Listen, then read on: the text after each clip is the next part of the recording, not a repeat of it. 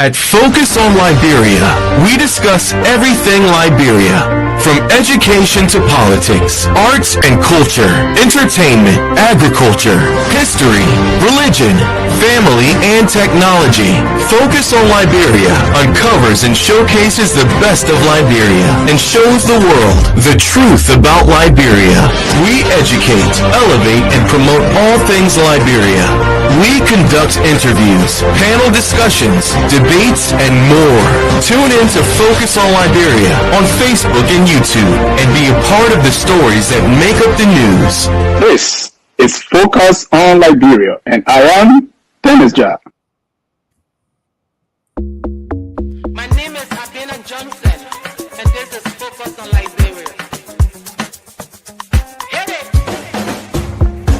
From Cape Mount to Cape Palmer, Mount Nimba to Atlantic Ocean, Obomi Hills to Pocondre, to educate, elevate, and promote. Yeah, focus on Liberia, for Liberia, Liberia, for Liberia, yeah. From Monday to Sunday, from Monday to Sunday, it's Focus on Liberia.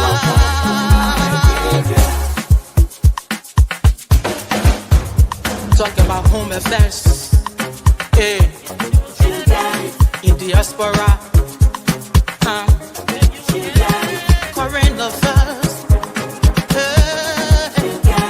reliable information, history, talking about culture, politics, education, entertainment, business, sports, advertisement, articulation. Focus on Liberia. Focus on Liberia. Focus on Liberia. From Monday to Sunday. Focus on. Hello, ladies and gentlemen. Welcome to another edition of On Point. If it's 4 o'clock on Sunday on the East Coast, it is On Point. And with me are some of the most brilliant people you will find on the East Coast that are operating on the On Point, the longest running show on the platform. The longest running show on the platform. We came into being September 2019. This coming September is going to make us 6 years in the business, the longest running show. So we want to say thank you very much for watching, staying with us. In September, we are going to pay respect to the young man who started it On Point. And he was the late Edward Doe. He was a gentleman who called me and said, "You are a supporter of the CDC. I hate CDC. So come and let's do something similar to Crossfire." And I said, let's do it. Few months after we launched the show, we're doing very well. He began to complain about his back. And I told him to go and check himself out. I wish he did. He found absolutely nothing. He came back to work. We ran the show for another 2 months.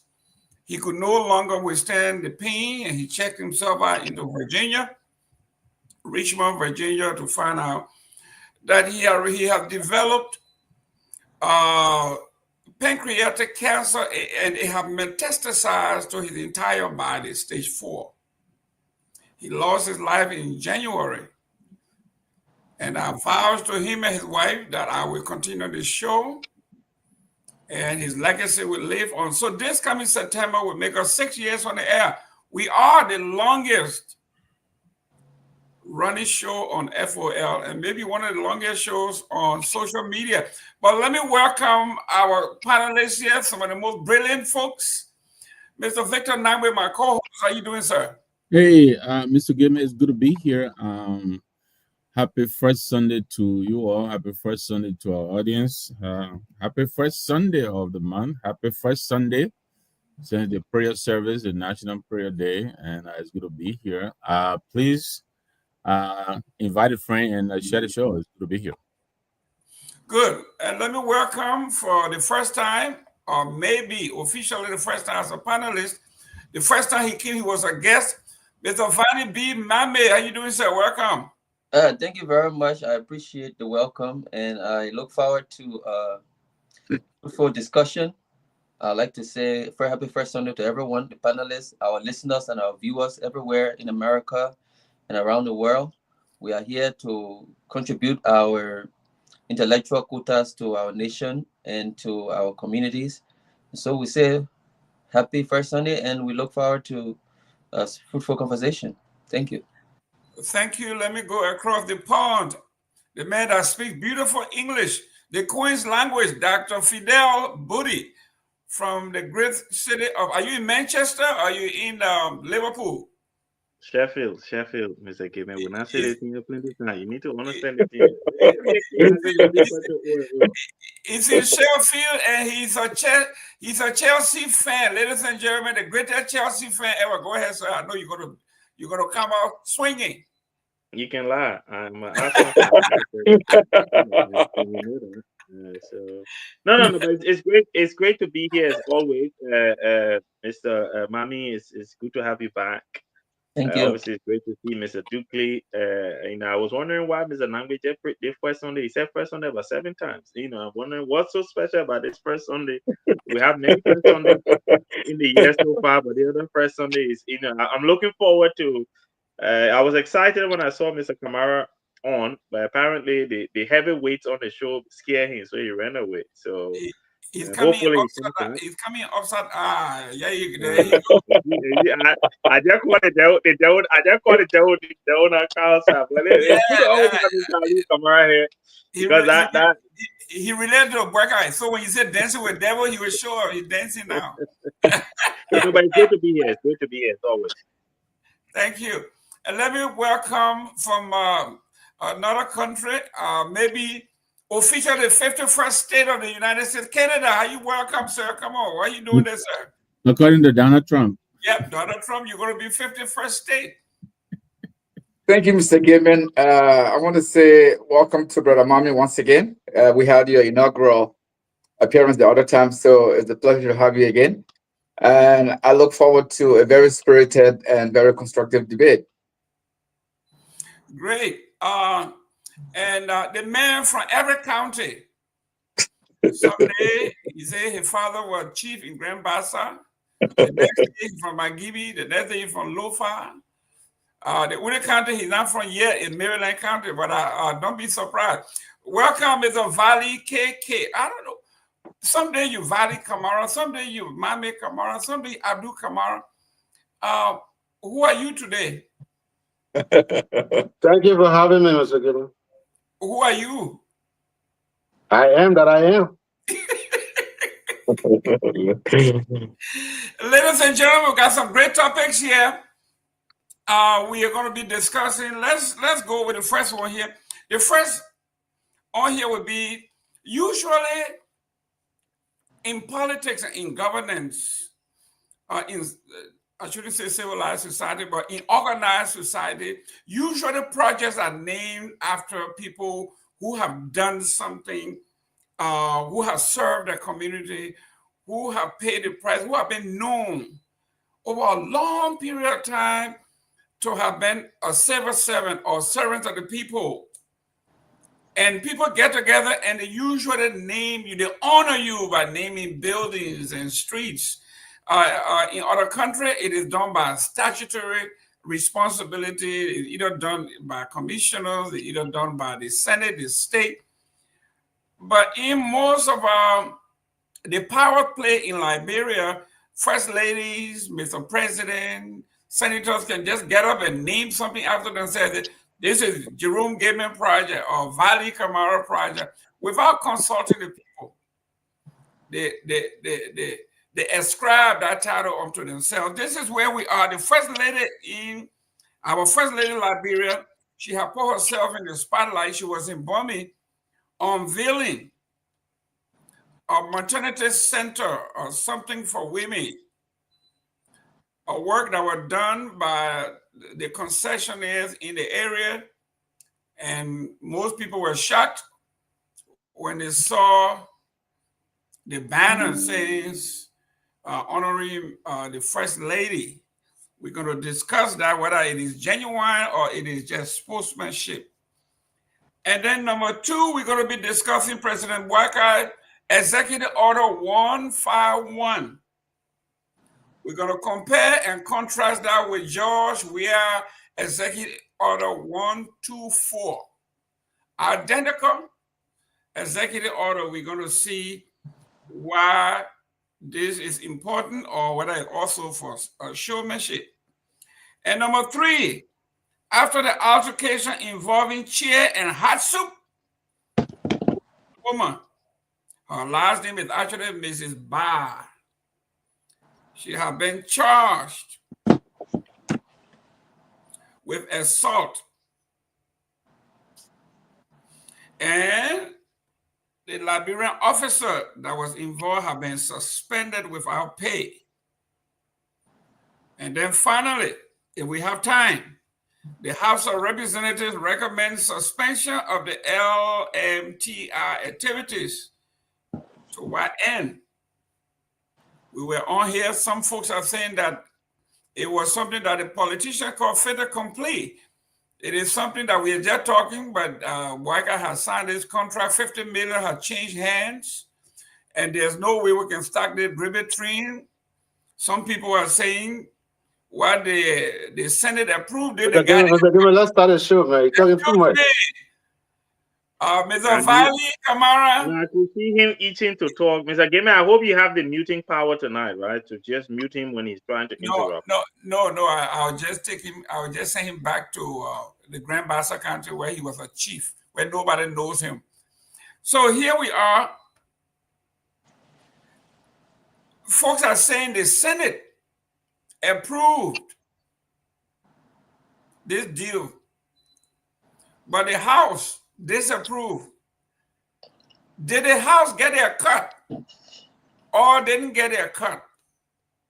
Since they're saying this is temporary, when they get their cut, will they concur with the Senate? So this is where we are. So let me start with Mr. Mohammed. Yes, sir. Let's start with the First Lady. Do some analysis here. You are, I guess, new here, so you are very balanced according to Valley. He thinks that some of us are not. But talk to us. What is wrong with this, or what is right with the First Lady claiming that this is her project, her name should be affixed? All right, so we are aware that on July 23rd of this year, the maternity ward at the Bomi Government Hospital was renovated, and monies from B Mountain was spent to renovate this particular ward. What we saw was the entrance. It has an arc, and on that arc was the name of the First Lady, renovated by Katumo Boakai. Well, first of all, it was not renovated by her because the money did not come from her, number one. Number two, if any name was to go there, that name should have been generated as a result of consultation and consensus from the community or the stakeholders. I'm from Bomi. I represent Bomi in the diaspora. As a matter of fact, I'm the Secretary General of the National Bomi County Association in America. So most of those things, they call us and ask of our input.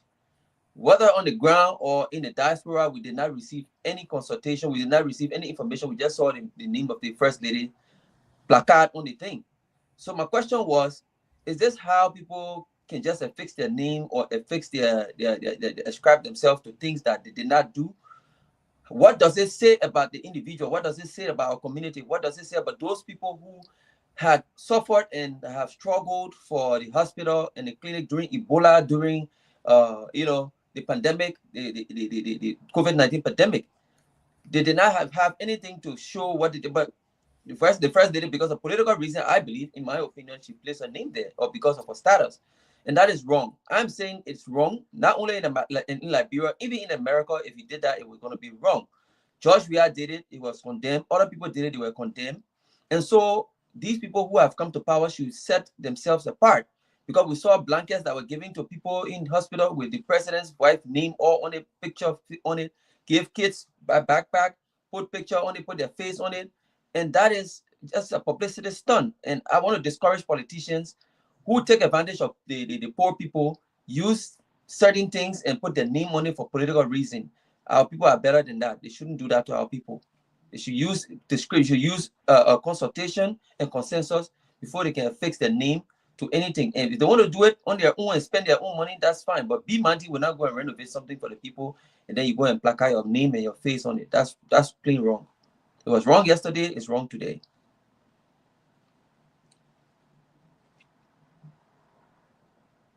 Mr. Nambe, we had there's a debate here. What's wrong with the first lady? After all, she considers herself the mother of the country. What's wrong with her putting her name on anything she feels? She feels special to her heart. Yeah, I mean, I don't know the details of what Mr. Mame is reporting. What I do know is usually, yeah, you name your a particular hospital wing, or in a particular department in the hospital, university, or whatever. They will name it after you, depending on your contribution to that institution. And then we have, the legacy, chairs and all of that at the various universities based on donations and contributions. And so I don't know the details. He's alleging that this money was given by B. Martin. If that is so, then she doesn't have the right to do that. But I can also add to the concerns that are being expressed by also questioning what exactly the first lady does. She's in the budget. She's being captured in the budget. I think this current budget, she's allotted $1.8 million. If you break that down, that amounts to over $150,000 a month that goes to her. Her husband is employed as the president of the Republic of Liberia. He gets over $3 million a year just to his office, not his salary. So this is a lot of money that is going to these two people and their children and children's children. Again, are they entitled? Yes, but are they entitled to this much in a country that's bleeding like this? I don't know. But yeah, I agree with Mr. Mame. If what he's alleging, that this money that was used on the facility did not come from the first lady, yeah, then those are legitimate questions. I was looking over some of the projects that are credited to her name. The Linda Education Project, I believe, is supposed to educate some 20, less fortunate females. I don't know the status of that. She's supposed to also do some neonatal, maternity something. Maybe those are the reports she should be putting out. So if those are the facts of this case, I will pass it on. But I question too the rationale for putting her name on that hospital. I think that should be dictated by the contribution made to her. If she was the one who rallied that money, then of course she may have the right to do that. But as it sounds, it doesn't seem like she was supposed to do that. Great. Let me go to Dr. Booty. Dr. Booty. Here we are. This is a common practice in Liberia. When the first lady came, she dedicated a clinic, and on the clinic, all the beddings had her photograph on it. Will you imagine if you were not a Unity partisan and you were in distress? You went at the hospital to rest, and here you are forced to lie down on the bedding of the first lady. The question. Mr. Kamara, hold your hand, please. They didn't burn the camera so bad he can't sit down and go, hey, burning booty. I've never seen anything like this. Now here we are from the hospital, people sleeping on your bed, on your bedding, to now people going into a hospital, and instead of going there to get ease, they have to go through your name. Well, I think, sorry, Mr. Kamara, maybe he might. Anyway, listen. I think when people go to hospitals, right, and they're unwell and they need to receive treatment, I'm not sure that anyone, including myself, would care whether that Kamara face Alena on, or whether that Gaben face Alena on, or whether that Nangbe face. All I know, I won't get killed, right? So that, for me personally, I don't have an issue with, right? I think, yes, it's petty. Yes, it's trying to score some cheap political points by saying, hey, look at all the beddings that the Unity Party put in the hospital. But I think for ordinary people, including even some of us, when I go to the hospital, I don't check the bedding to see what whose face is on the bedding before I lie on it, especially if it's an emergency and I need to be seen. That's not a matter of concern for me. Similarly, and I know obviously Mr. Mami has mentioned that where the funding has come from.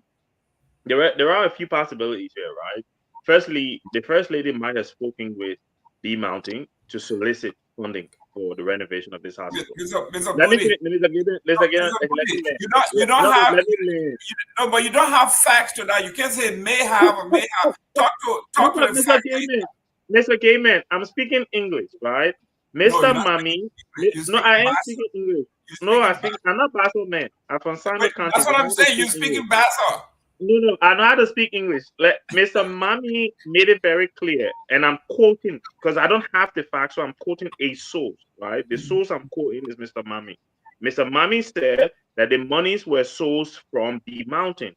I'm saying it's irrelevant whether it came from Japan, Germany, or B Mountain. If the first lady was the person, I don't have that fact. And maybe Mr. Mami can tell me, oh no, now the first lady went there, that the people of bombing country went to B Mountain and say, give all the money. I don't know that. But if the first lady went, you asked me for my opinion, and I'm sharing my opinion.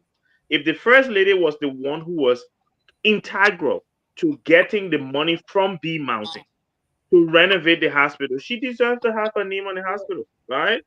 If the first lady was the one responsible for leading the project and B Mountain decided, you know what, Madam First Lady, we want to suck up to you because your husband is the president right now. So we want to be in your corner. So we'll put your knee on this thing. That is not an issue for me. What I can see is that the people of Bombing County have a hospital that I hope is of a good standard that can cater to their medical needs. That's all I care about. What are the John Brown need on it? What are the poor Abu Kamara need on it? What are the poor Valley K need on it? I do not care. All I care about is we have a hospital somewhere in Liberia that ordinary Liberians can access and get good health care. Whose names is on it? I don't care. Excellent. Mr. Dukley, you listen to Mr. Mame where he laid it out. There is a procedure in how hospitals and public facilities are named. And he served on one of those committees as a representative from Bombing County. And this was not followed. He has an issue with that. Your take. Actually, it's good to know that, Mommy, you're from Bombing County, and so I am. I'm also from Bombing County. And so, as a matter of fact, very recently, maybe a week ago or 10 days ago, I lost my uncle in that very hospital in Tubmanburg. Oh, my sympathy. Yeah, and my uncle was a clan chief based in Southtown, where the first lady is from. You see, this hospital has a history, in the 80s and, late 80s, early 70s. This was the referral hospital for Western Canada, for Western Liberia. At one point, the Chinese were there, and the Chinese really upkept it, and they brought it to a very high standard, and they introduced a lot of good programs at that very hospital. Now, I just want to push back on Dr. Budi here. Look, this company, Bear Mountain, in that region is between Bomi County and Grand Cape Mon County. This hospital is funded as part of their corporate social responsibility petitioned by the people of Bomi. And as far as I know, as far as I can tell, I did not hear about Madam Katumu Boakai being, influential or, play any role in securing the funding for the hospital. But this is, I'm speculating on what I'm going to say now, which is usually when someone is from a county, in the Liberian context, in the Liberian political system, you ascribe yourself the right, almost the exclusive right for anything. And so I think this is one of those instances where, because she's from Bomi County, this hospital is in Bomi County, and so she's the first lady. You think that she can, ascribe her presence to that project to give the impression that she's doing something for the county. And if you look at the history of Madam Boakai had a very, very little, if any, footprint in Bomi County over the years. At least not that I can remember in my lifetime. I grew up in that region. I'm very familiar with that region, and so to see her, putting her name of picture on a blanket, and this is all part of the propaganda, the Unity Party government, because her husband is the president. And I agree with Dr. Budi. It doesn't really matter whose picture is on it, as long as the hospital renders services to people of the region. But it is like you said, it's petty. This is very petty, and this lady doesn't have any significant presence in that county, at least not that I can tell. And so, look, Bomi County has the history of their representatives abandoning them. Their representatives, as soon as they reach Monrovia, they forget about that county. And a close example that I can relate to is a very, very good friend of my brother, the late Lahai Lasana, the son of the former president of Bomi County. Lasana was in the Senate for 9 years. There is no significant thing that he did for that county. So people of that county have always neglected that county. They've never done nothing to elevate that county. And this is one example of such, where, First Lady wants to launch out on this project and, give herself some kind of a presence that doesn't really exist. And so in Liberia, sometimes the rules are very clearly laid out, but people always choose to disregard those rules and do as they wish, simply because that's how we are used to doing things. Sometimes because she's the first lady, nobody questions. But if it's clearly on the placard there, it says who funded the project. This is usually, look, if somebody plays a role in funding the project, their name can also be there as to the role they play. It can always be there. So, like I said, I'm intimately familiar with the politics of Bomi County. But in this particular instance, there's nothing, absolutely nothing that says she was influential or she was one of those people that were pushing. This is part of the corporate social responsibility of Bear Mountain in the region. Have a petition by the citizens of the county. So if she wants to lash out on it and say, put her name on the blankets, she can do it, because we are a country. We are a country of men and women. We are not a country of law where we have our own rules but we don't follow them. So this is just one of those examples that I can think of where people disregard the procedure, the policies, and whatnot. But as long as at least they have a hospital now that is functioning compared to what it was. So that in and for itself is good. That's good that they have a hospital. Like I said, this hospital used to be the go-to hospital in Western Liberia. In some cases, people used to come as far as from Sierra Leone. People who are in the border region used to come for treatment in Topmanburg. So if they have renovated it and now it's catering to the people of the region, that's fine. I don't have any problem with that as long as people are being treated and at least people have somewhere to go to instead of having to go all the way to Monrovia to JFK and other places. Thank you, Mr. Mr. Kamara. Douglas, you say you don't have an issue, but clearly you have an issue based on what you Listen, said because of the name. sir, Mr. Booty, I'm going to Mr. Valley K. Valley VK. Valley VK. It is your turn. Here we are. Citizens of Bomi County said that Waika and Katuma been in politics since 1966. Her husband was vice president for the Republic of Liberia for 12 years. He was director of LPMC, LPRC. He was Minister of Agriculture. He was vice president for 12 years. Did absolutely nothing. All of a sudden, her name appears on a building. Your take. My question will not be different from the main question you asked. I'll go back to that question. And I will not say a whole lot because Booty actually nailed it. I mean, he took me by surprise. Really. He spoke the point. This is a non-issue. We said Focus on Liberia is a big platform, whether you believe it or not, it goes far. When my senior Victor over there say Joseph Baga received $3+ million every year for his office, where did he get that fact? They get all the evidence where Joseph Baga receiving $3+ million already. National budget in the budget. Yeah. It's in the budget. Last year he got $3 million. Who knows? But anyway, your way. That's a misinformation, and I think it's deliberate. They may know that Joseph Berger didn't get $3 million last year, but anyways, to the issue, like I said, I wouldn't go too far in it because whatever.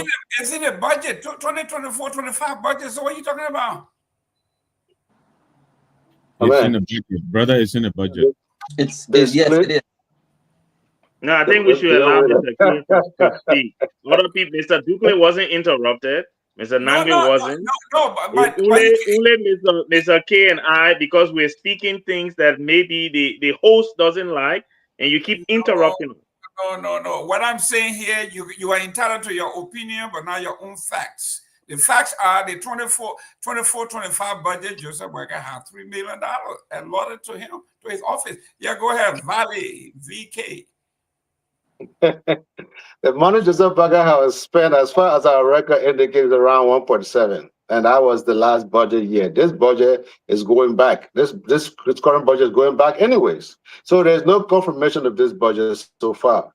Here's the thing. Mr. Mame said a lot of stuff on the basis of his feeling. He has not presented any fact to counter Mrs. Katumu. They say, because B Mountain was the one who paid for it, so Ms. Katumu, they can't go on it. I think that's not even an argument. Okay, you don't know the arrangement, you don't know the negotiation, you don't know who took the initiative to make sure that place was redeveloped. Give me a chance. As far as you're concerned, the money came from B Mountain. And then you say, there's a process, people should be consulted. Well, you're not part of the county authority. You may be in a diaspora, a social club, but you're not part of the county authority. Have you spoken to your superintendent? Have you spoken to the mayor of Topmanburg? Have you spoken to your senators and representatives? What did they say, Mame? What did they say? Thank you. Go ahead. I'm done. Great. Thank you. Let me go to the diplomat here. Honorable Jimmy Eastman. Dr. Booty and Valley are saying, if you were in Germany or you were somewhere and you went to a hospital and you were a Jew and you saw the bedding with Hitler's face on it, you shouldn't worry because all you went there for was to get medical care. They are not thinking about the psychological impact it has on your health. Your take on this, sir? Oh, okay. I think you use an extreme example because Hitler was a Nazi criminal. Now, let's bring it into That's context. why we call you the diplomat, Mr. Eastman, because you just Excuse, nailed it on the excuse, why you interrupting her? Go ahead. So, exactly who name is on the vice president, the first lady name is on the pillows. Is that correct, or the bedding? Pillow and the bedding, yes. All right. Now let's her picture now her name. Well, this is the culture in Liberia, where we don't wait for someone to leave a legacy. We don't wait for someone to make substantial accomplishments. We start flowering them even once they're in position. We start we go prostrate in front of them, surrendering our souls to them, and as if they're some kind of divinity. That is what we do. So normally, if in her demise, you would think that that's when she would be honored. But for we to go to the extent that a just built hospital is carrying her, unless she made very significant contributions to this hospital, unless she was pivotal for this hospital being renovated, unless we can establish that this hospital wouldn't be where it is if it were not for her, then I can say, yes, let's give her that. We can afford to give her that honor even before she leaves us. But why do we do this to people, to our people? Why do we have to kowtow to them? Why do we have to treat them like divinity when they are ordinary people like us? I think we know what's going on here. It's all about politics. It's all about they were doing it during Tubman days. You all remember Tubman days when his birthday come, everybody got Tubman Lapa on. So I see a very close similarity with this administration and the Tubman administration. I see a very, very many of the same techniques and tools and whatnot being employed. I see them being employed here. And of course, this is where they learn this. So that's what we're seeing today. They're just making our big people feel good. That's the name of the game. Mr. Gamer, can I have 30 seconds to close on this, please? We're not closing on it. So why would you want to close on this? 1 minute is out. Because we've been on it long enough. I think we need to move on. But let me close on it if you don't mind. Can you allow me to host the show, please? Thank you. Ladies and gentlemen, please do us a favor, share the show, send in your comments, and we're going to read them as we go along. And if you have topics that you want us to talk about, put it in the comment section and we'll consider it. Go ahead, you got 10 seconds if it's a rebuttal. Well, firstly, Mr. Eastman, the face on the medical bedding was not at the hospital in Bomi County. It was a completely different hospital, right?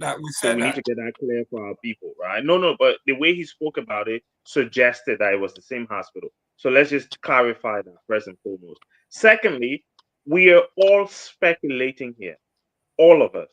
We do not know, and Mr. Eastman. No. We're not speculating. Mr. Gaming, you were not in the room when the discussions were held with B Mountain on what the money should be spent on. None of us was in that room. Right? None of us. Mr. Booty, please don't do this. It was spelled out here that the company has a social responsibility, which includes schools and hospitals. So where are you coming from? Mr. Gaiman, we're talking about a country called Liberia that is a unique country. Corporate social responsibility does not equate to corporate social responsibility. In Liberia, corporate social responsibility is a completely different thing. The money is available. Political leaders, like Mr. Eastman alluded to, can make decisions on how that money for corporate social responsibility is spent.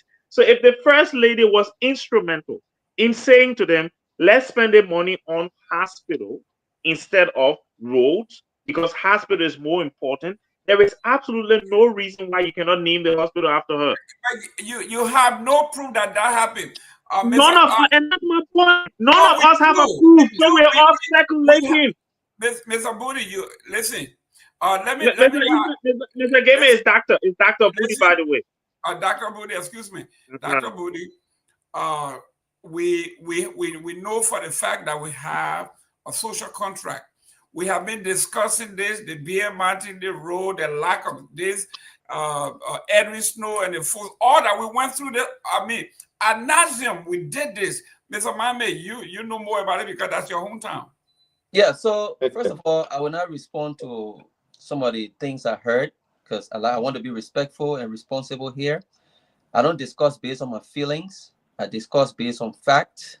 B Mountain has a corporate social responsibility to carry on a lot of renovations and development in Bomi County. And not only Bomi County, but Grand Cape Mount County.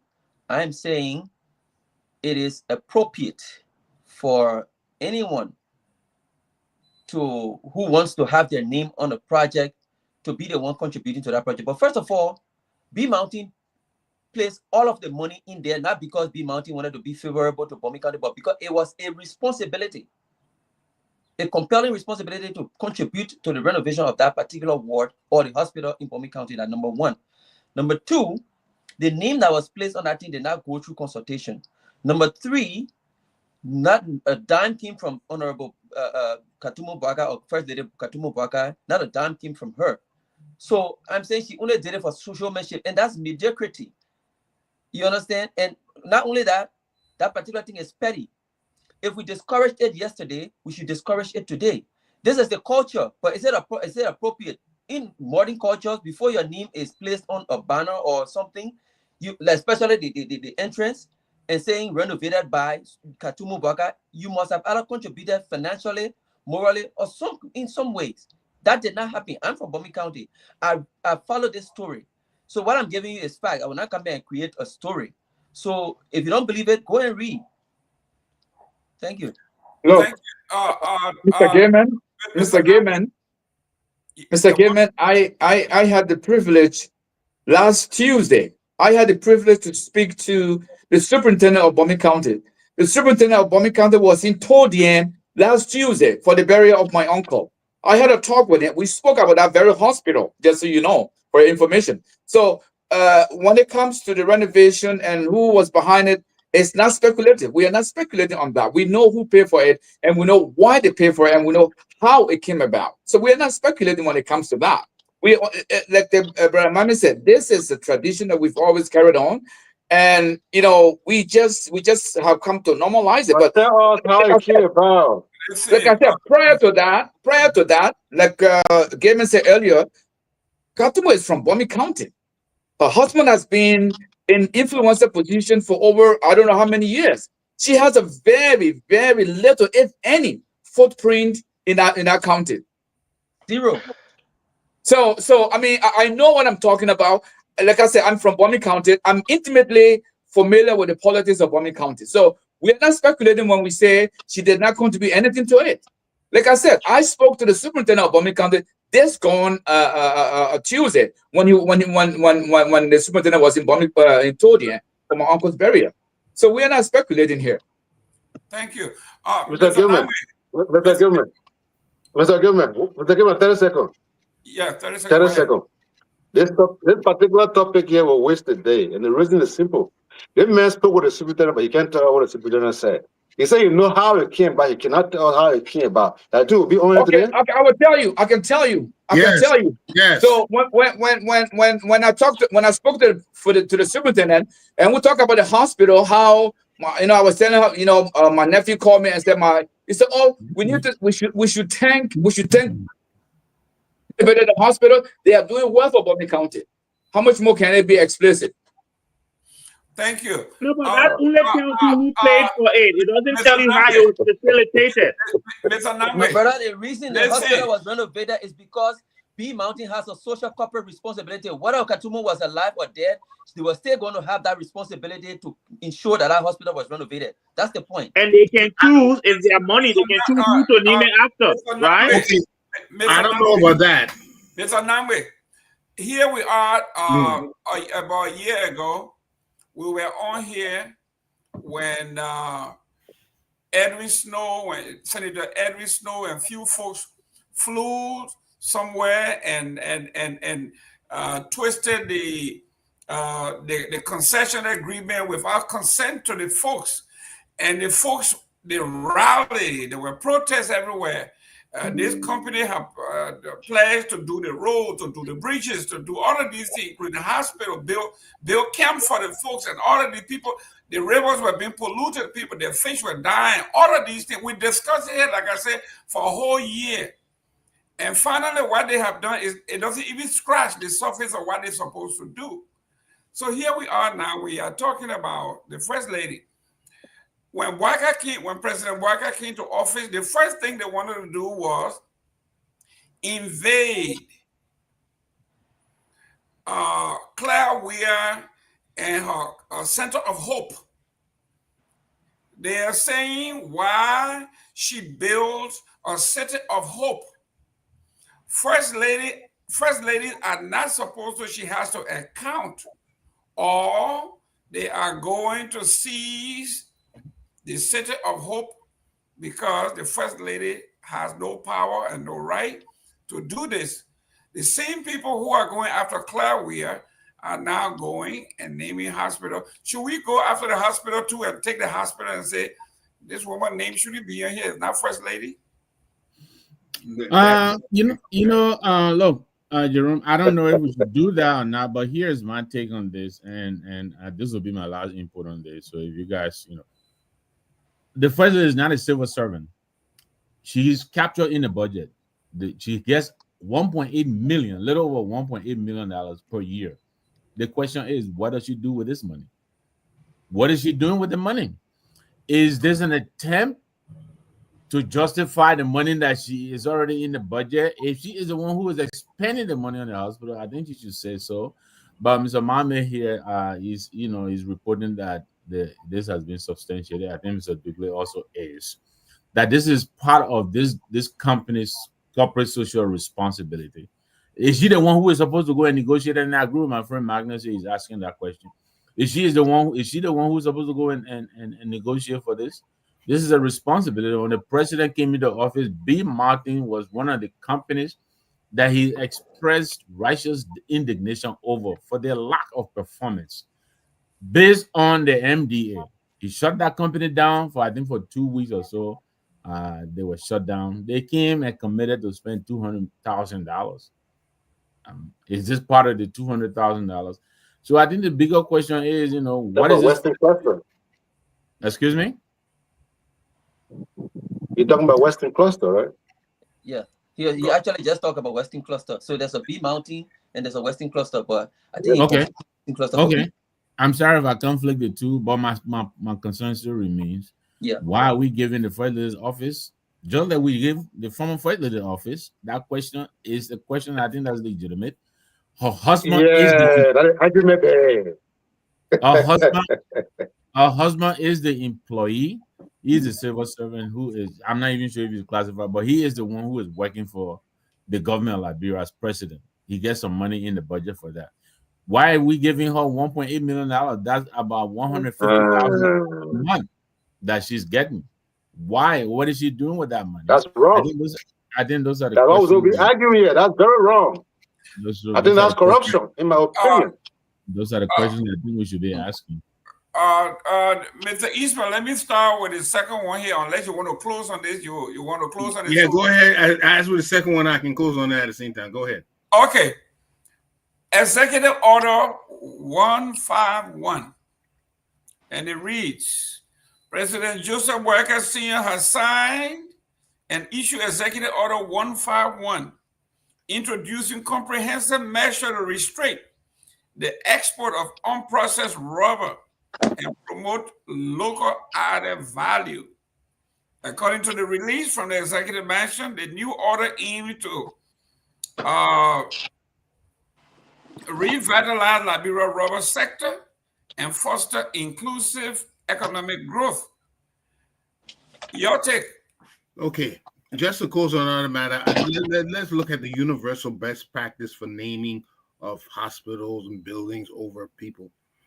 The name should reflect the purpose and collective memory of people, not the ambitions of some powerful politicians.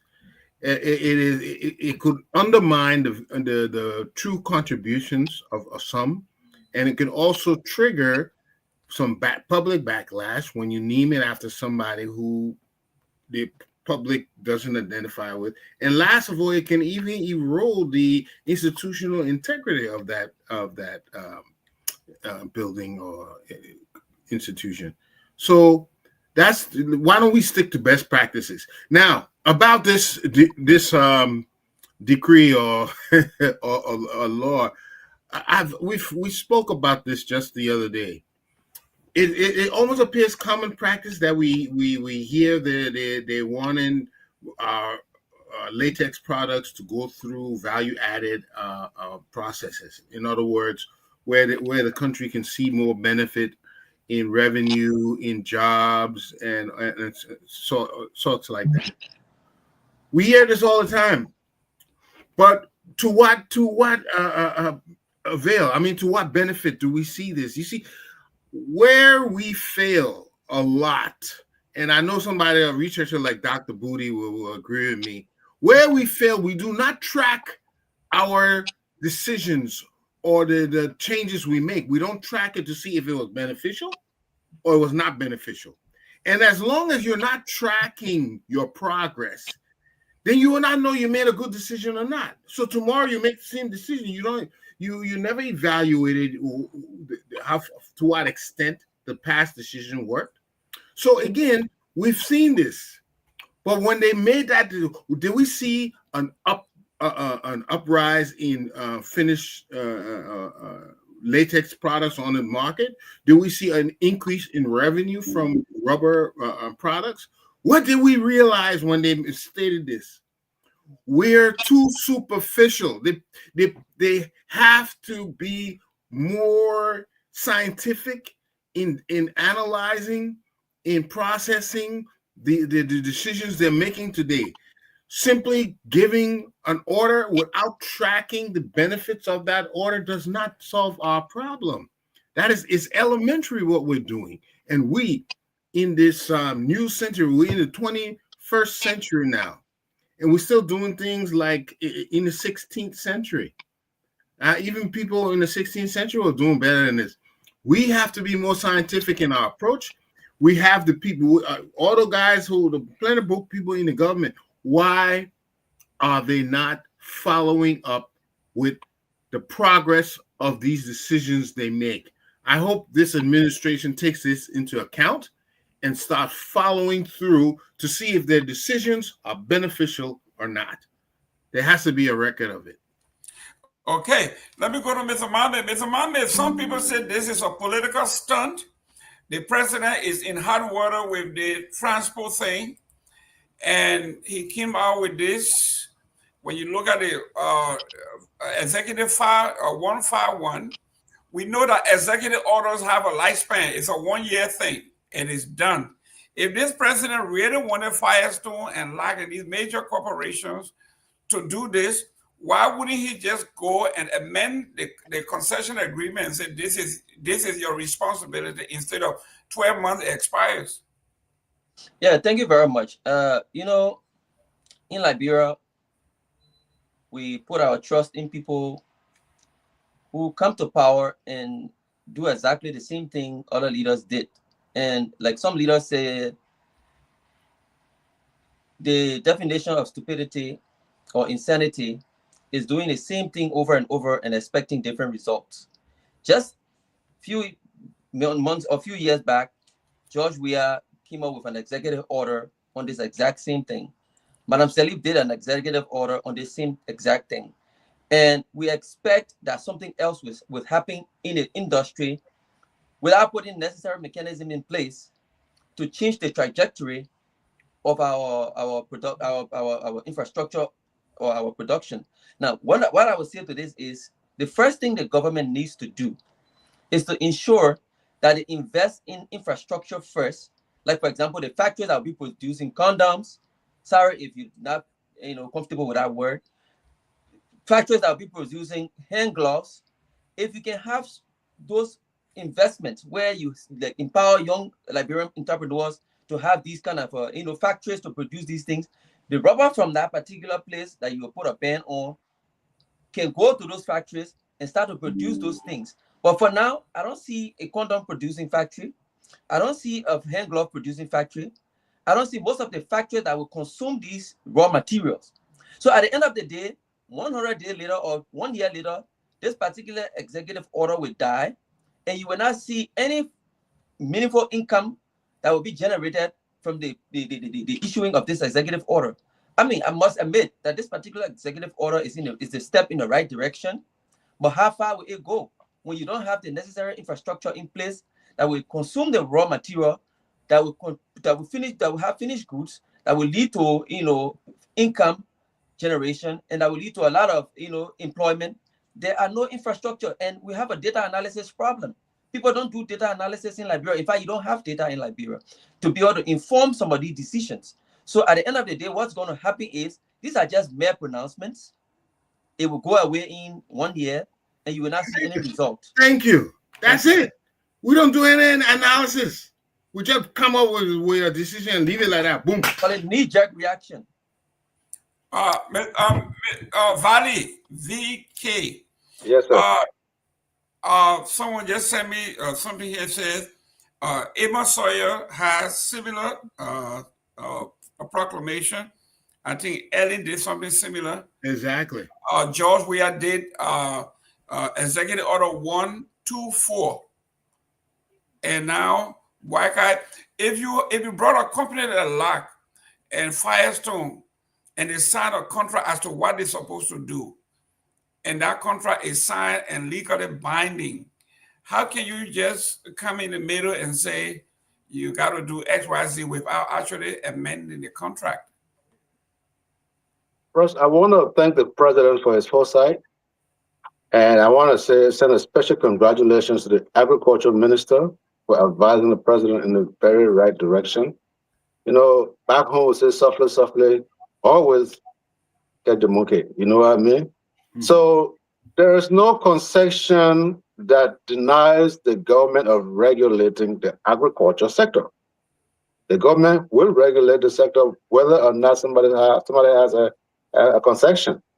Now, what the government is putting in place is simple. The government have not stopped you from exporting your rubber. They didn't.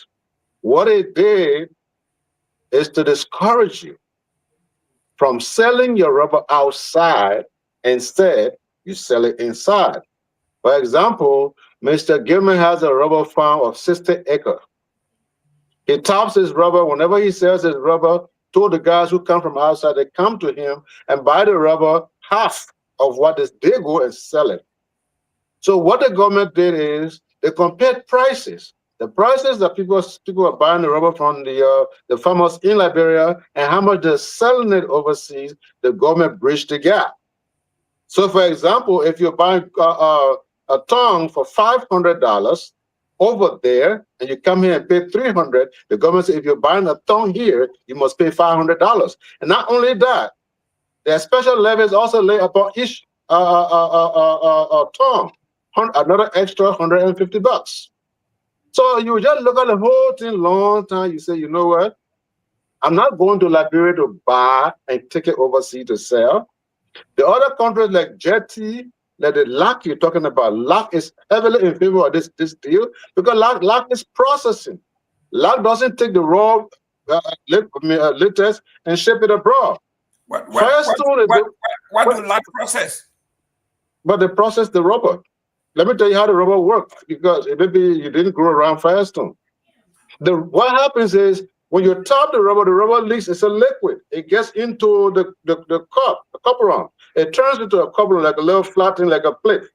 That is what Firestone will take, load it on a ship, and send it. But now the government is saying no. You have to process that into an actual rubber before you can take it overseas. In so doing, one, you hire more people. In so doing, you discourage the local farmers from selling abroad. They said to Jetty is now making rubber bowls. They are making plastic materials in the country. And he have brought several equipments. LAC, you remember LAC back in the days? You remember that time? LAC used to actually fix bags. Valley, tell me where. No, where let me finish. Let me where in land. Liberia are they making the chair, the bowls, and so where, so we can verify? Wait, no. Don't add to what I said. I didn't say chairs. But you said they were making rubber bowls and stuff like that, right? This executive order came out Friday. So how they started making things all of a sudden? Okay, so Jetty built a big production factory in Wayala. You heard of Wayala, right? Yeah. Ask some of your citizens, or your CNC people who are sending you information.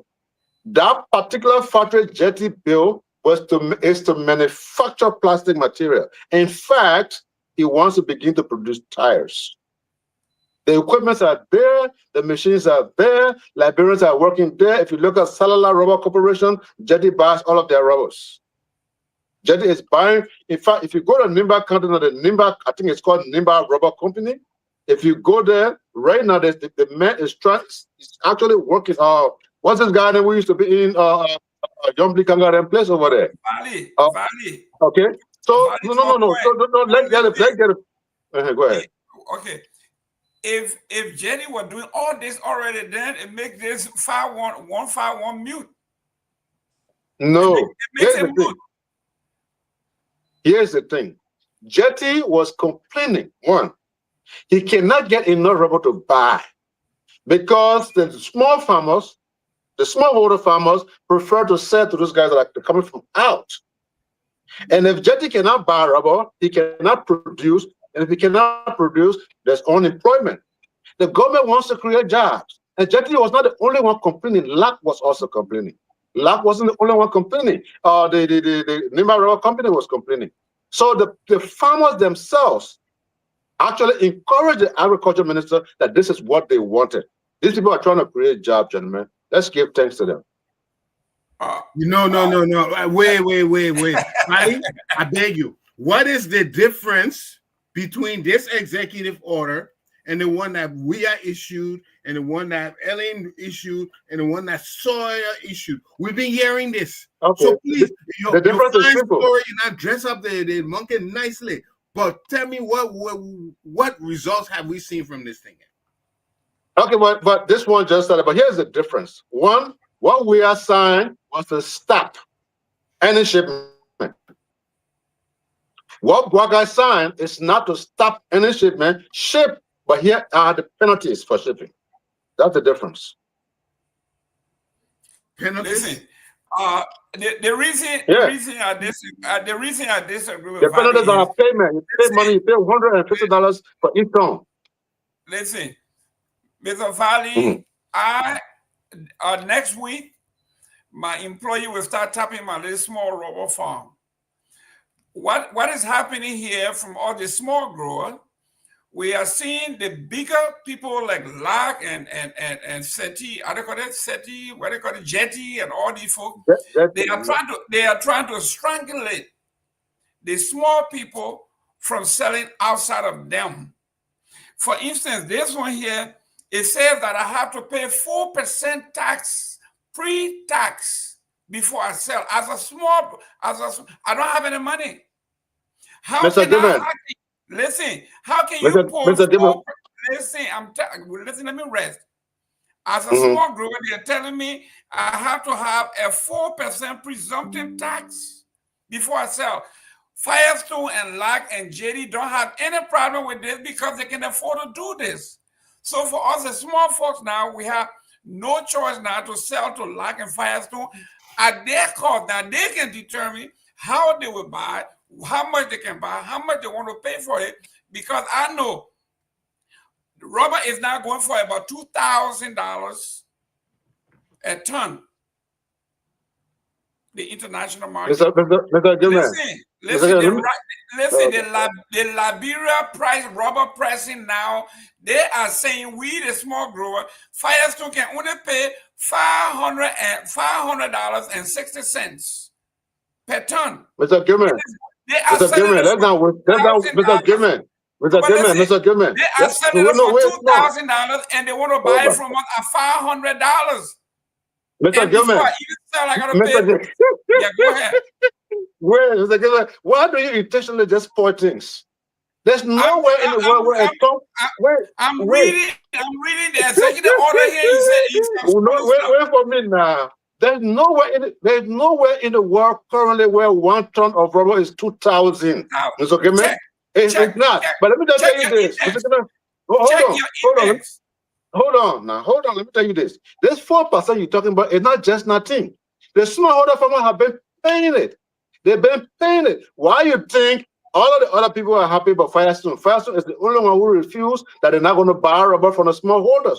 And the agriculture ministry is saying that's fine because there is enough facility in the country, about 6 different companies in the country that are processing rubber right now. So the agriculture ministry is saying, whether or not Firestone buy the smallholder rubber, there are buyers already existing. Jetty can go sometimes place and buy 40, 50 tons.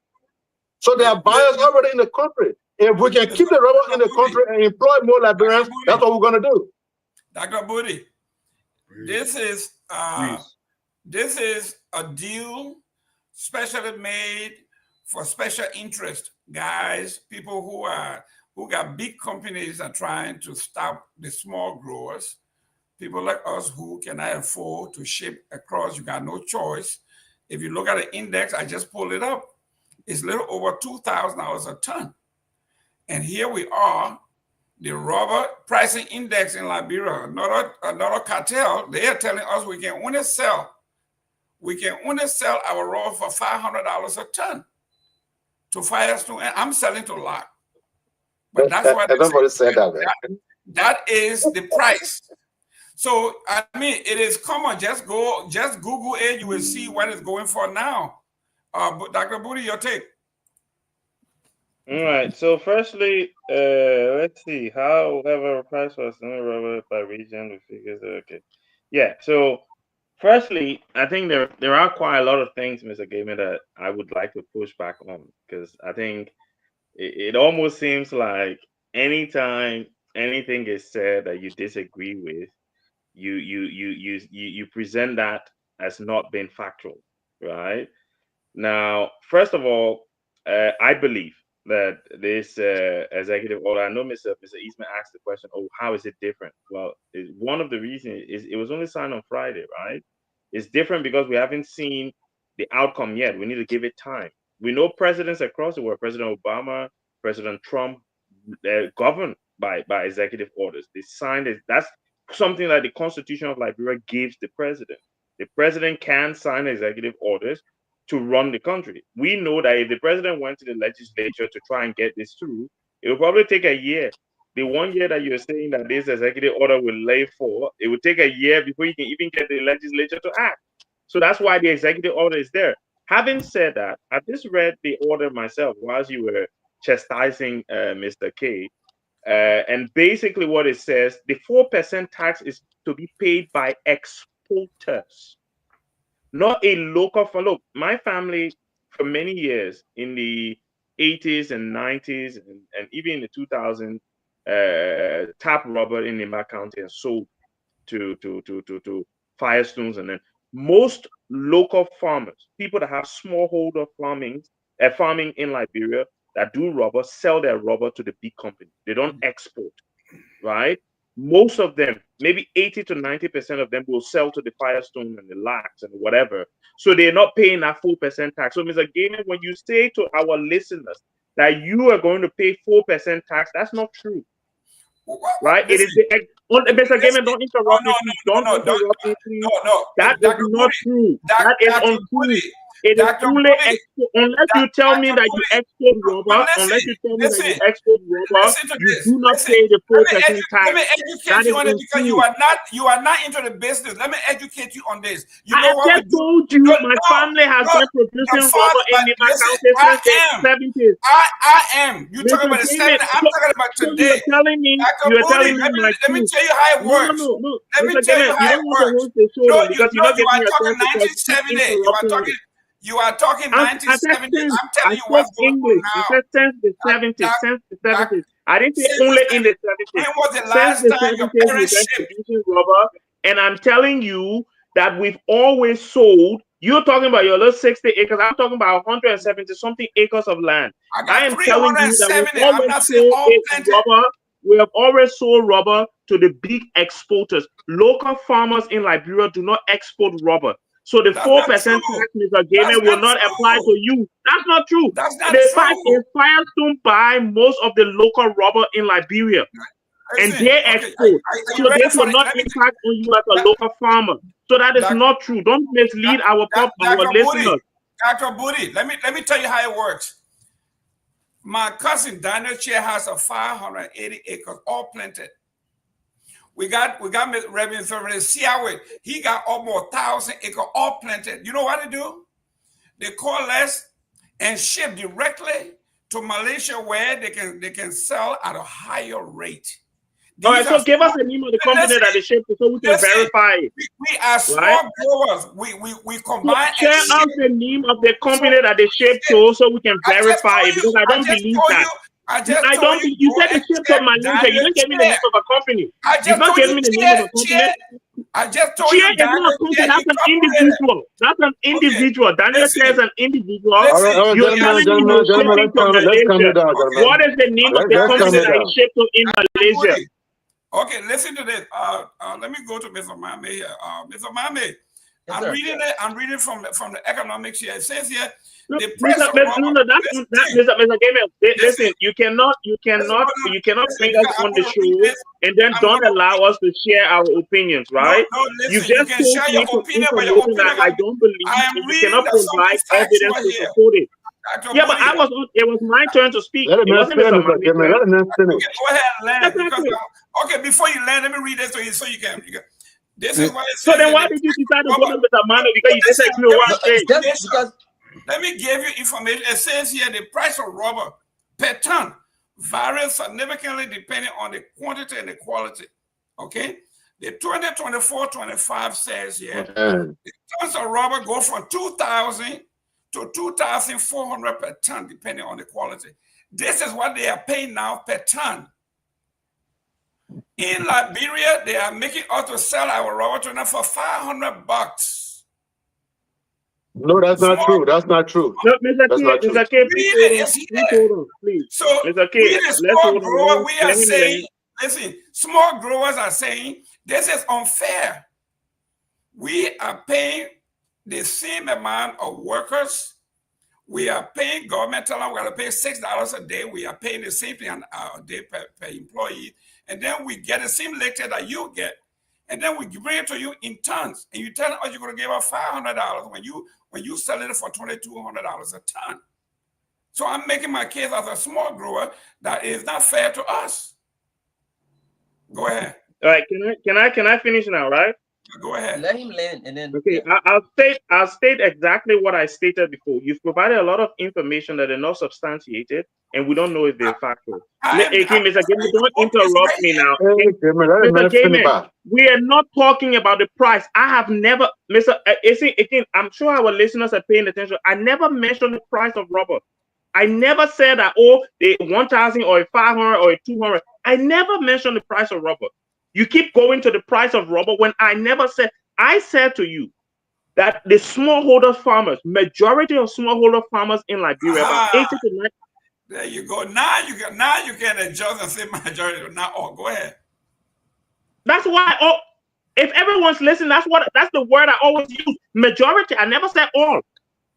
I never said all. So you need to pay attention, Mr. Gamer, and listen to what I'm saying. I never said all. It simply seems like anytime someone disagrees with the position that you're taking, you dislike it and you try to interrupt. My point here is the majority of smallholder farmers, my family included, sell to the big companies because we do not have the logistical capacity to ship to Malaysia like you and your cousin there, right? For us, we sell to the Firestones, we sell to the LAC, and we sell to those big companies in Nigeria. They buy from us. So yes, they will buy at a lower price because they have the logistics to ship it overseas. And they will then charge the higher price. If you listen to the executive order and you read what it said, it is the exporters. And that is the misinformation I want to correct. You said local farmers are paying 4%. That is not true, Mr. Gaiman. It is the exporter. You and your cousins will pay it because you guys are exporters according to you. But the ordinary farmers in Liberia that farm rubber will not pay 4% according to the executive order. It is only the exporters. And from what Mr. K just talked about, what the president is intending to do is to make sure that value is added to rubber in Liberia before it's exported, or that rubber is utilized to produce products in Liberia that we can consume. Until we allow this executive order to live, we cannot sit here and make a judgment on something that was only signed on Friday. That is the point. You don't like it, and I'll rest my case. Mr. Thank you. Yeah, thank you very much. Okay, You go see, ahead. executive orders and legislations do not have to live for 100 years for people to know the impact. People who are economists, people who have been in government can sit and predict, almost predict with certainty, the outcome of a legislation. Like, for example, the big, beautiful bill, tariffs on American goods. We already know, or we already knew before tariffs came about, we knew that the American consumer, even though they said that these tariffs are paid for by the importers or the exporters, but there's a cost to the consumer. Because mind you, every tariff that the importer pays, the consumer will have to foot the bill in the long run. So they're not paying it directly, they're paying it indirectly. That's one thing we need to understand. So just because the exporters are going to be the one paying it, doesn't mean that when they're buying the rubber from the small farmers or small growers, they're not going to inculcate that particular cost. One way or the other, the small growers are going to. But let me just go to where I wanted to say.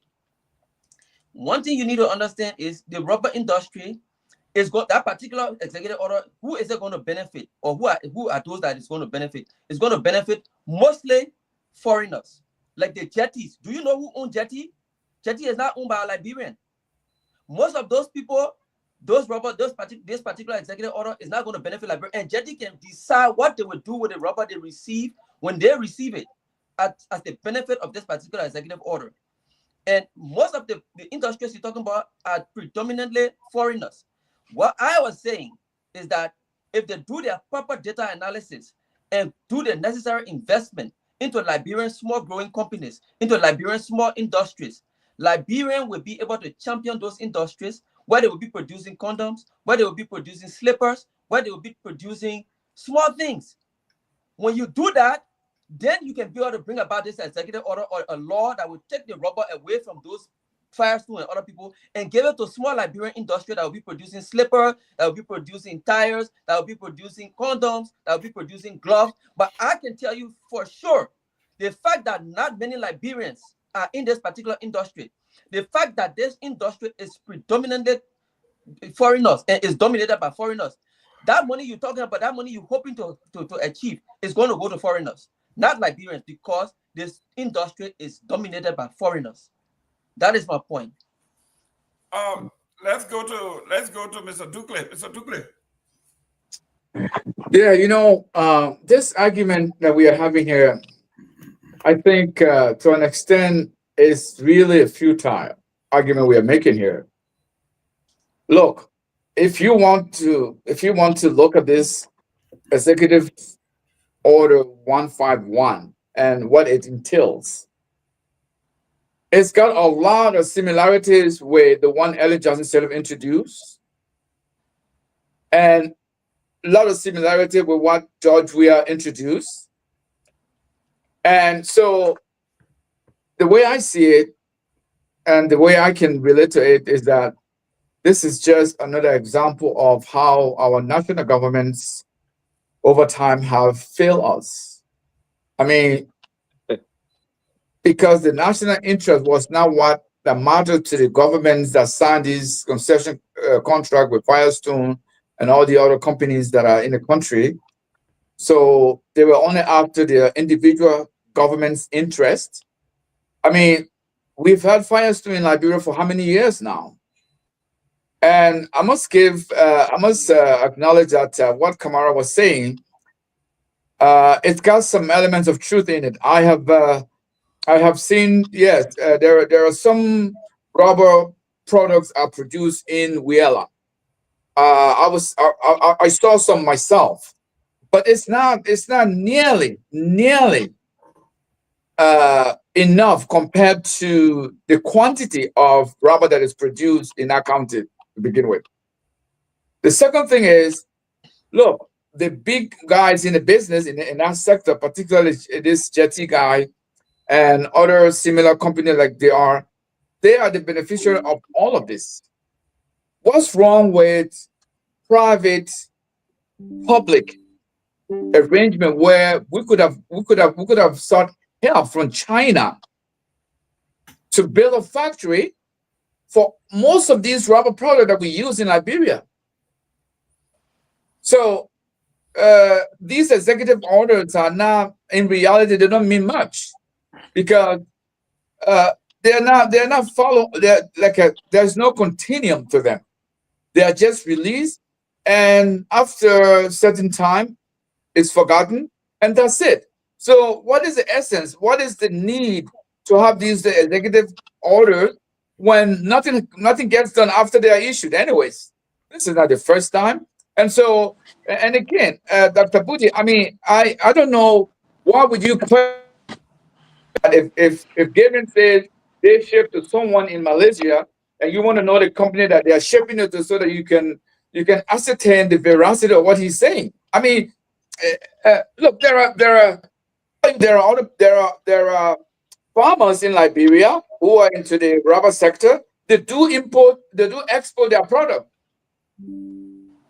So it's not only Firestone that export. No, yeah, Firestone is the largest, is the biggest. But there are other holders that I know of in Liberia. They do ship their product outside Liberia, independent of Firestone. So I don't think it's appropriate to suggest that Mr. Gamer should provide the company that they are shipping to in Malaysia so that we can ascertain the veracity of what he's telling us. I don't think that's appropriate. I mean, he said they export, and so and again, when he said that they pay, I mean, he doesn't have to come and specify to say we are exporter and that's why we're paying 4%. No, I mean, yeah, the language of the executive order says exporter. So if they export their product outside, then obviously they are exporters. So I don't think it was inaccurately stated by him when he said that they send a product to Malaysia and they have to pay the 4%. Yeah, they are paying the 4% because they are exporters in this instance. So this is an old problem. It's not a new one. Again, it just speaks to how our government have not been serious when we have had this product for more than 100 years, if not more. And we have not thought of adding value to this until we are now in 2025. What happened with the 85 or 100 years that have gone by? Was China not there? Wasn't China there at the time? Wasn't India there? Wasn't other countries that are producing these rubber products?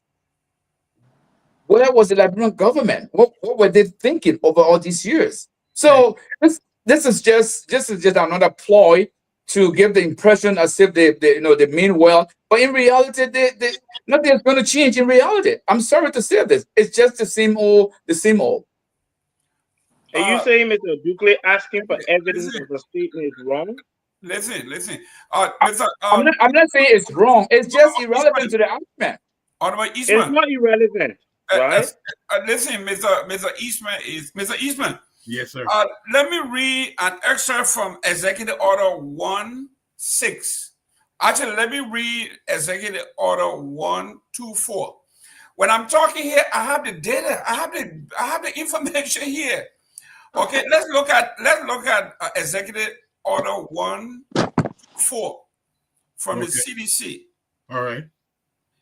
It says here it is making reference to Executive Order 1.6 that was issued in 2008, and it reads, it says here the Liberian rubber industry has been and continue to be depleted by illicit tapping observed to be increasing, in addition to having massive economic consequences and employment, government revenue, and making to the government revenue. What's the point, man? What's the point of that thing? Listen, when we talk here, you say, I'm telling you that we are reading from fact. This is the executive order addressing But that have no basis. Excuse me, Executive 16 came from the Ellen government that was written in 2008. That executive order also made reference to the executive order prior to that through the Child Tiller Administration. And it says that the major problem in Liberia, it is not that the robbers are not producing, but the robber producers are not reporting what is it that they have been tapped. And they have illegal way of gaining the latest from the country without paying due taxes and making their contribution to the government. So the executive order came to pour halt to it until something can be done where everything can be verified. How is that the same as this executive order? Illicit tapping, not paying tax, exporters exporting rubber. How is it the same? How? Listen, I remember Go ahead. I remember when these orders were issued. It was also to curtail the exportation of raw latex. That's correct. Now, here is what I want to tell people like Aliu, who, I mean, yeah, Christmas coming and it will tell you to bring all the gifts. If you do not put the mechanism in place to see to it that your decrees, your orders follow through, process properly, you have feedback, you have data like Mommy or leading to, you are doing nothing. You are doing nothing. You have to put the machinery in place. We do this all the time, Ali. We build. But you can't just say, I would do this. The person will say, but where the road? Where the infrastructure? Where the market? We ask all those questions. So when you do those things, and then you say, yes, we will yield this, we'll put this in place, then we'll believe it. But you can tell children, the way we're stopping now, nobody will be able to export, nobody will be able to the government will get plenty of money now, we'll have value added. Pues, a few months from now, no, because you have not done the infrastructure, you have not built, even though they say that some other orders are to follow, administrative orders that way, but there has to be a lot more planning than just simply an order. That's how you do it scientifically, okay? But for us, it's all about politics. As long as the optics look good, you're gold. But in effect, the people are still in the same place they were 40 years ago. Well, let me come in there for a second. Yeah, go ahead. Let me come in there for a second. No, Mr. Ismail didn't say anything wrong. No, But Mr. Namwe was next. I really haven't had an input. So if Yeah, you want to come in, but I just have for 30 seconds. Look at the distance between me and him. Look at the distance from Monrovia. He's from Cape Palmas. You know how far it is? Let me just say this, just for clarity for the audience sake. There is no way. Listen. There is no way that there's no way, no time that God. I said that man from that man is not. Look, we can't understand that man. Listen, the man is still come back, man. Listen, man. Listen, if you don't have power, don't come here. You in LEC. Go pay for your power. You see, he's stuck. Welcome, Elvis. Your internet is not. The man is still in power. Victor number, go ahead. Go come back. Yeah, I need you go and come back in. Go get closer to Maryland County and then come back in and get off your Starlink that you brought and come back in. But listen, welcome everybody. Look, I agree with pretty much, funny enough, all the points you guys are making. I think at the risk of exciting myself with what this government does, because I came here when the War and Economic Crimes Court mechanism was announced. I was one of those who were very excited. Here we are today.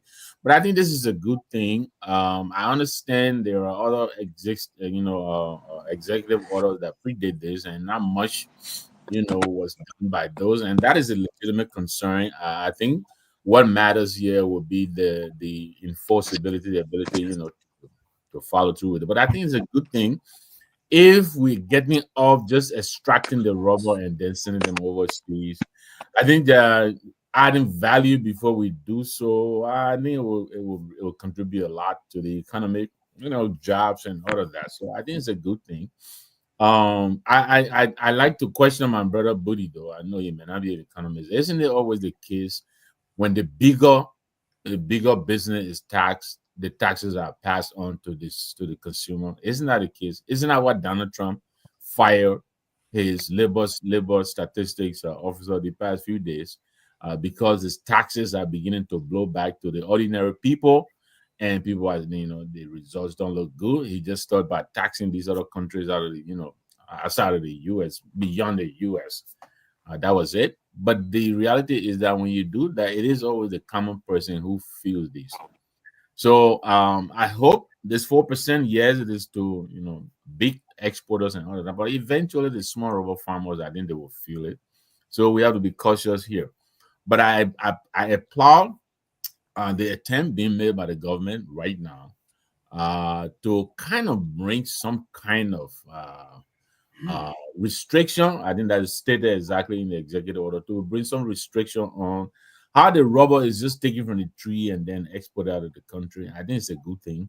Let them try and add a little bit of processing value. And in the process, who knows? We may begin to produce our own rubber bucket and our own slippers, our own forks and spoons and stuff like that.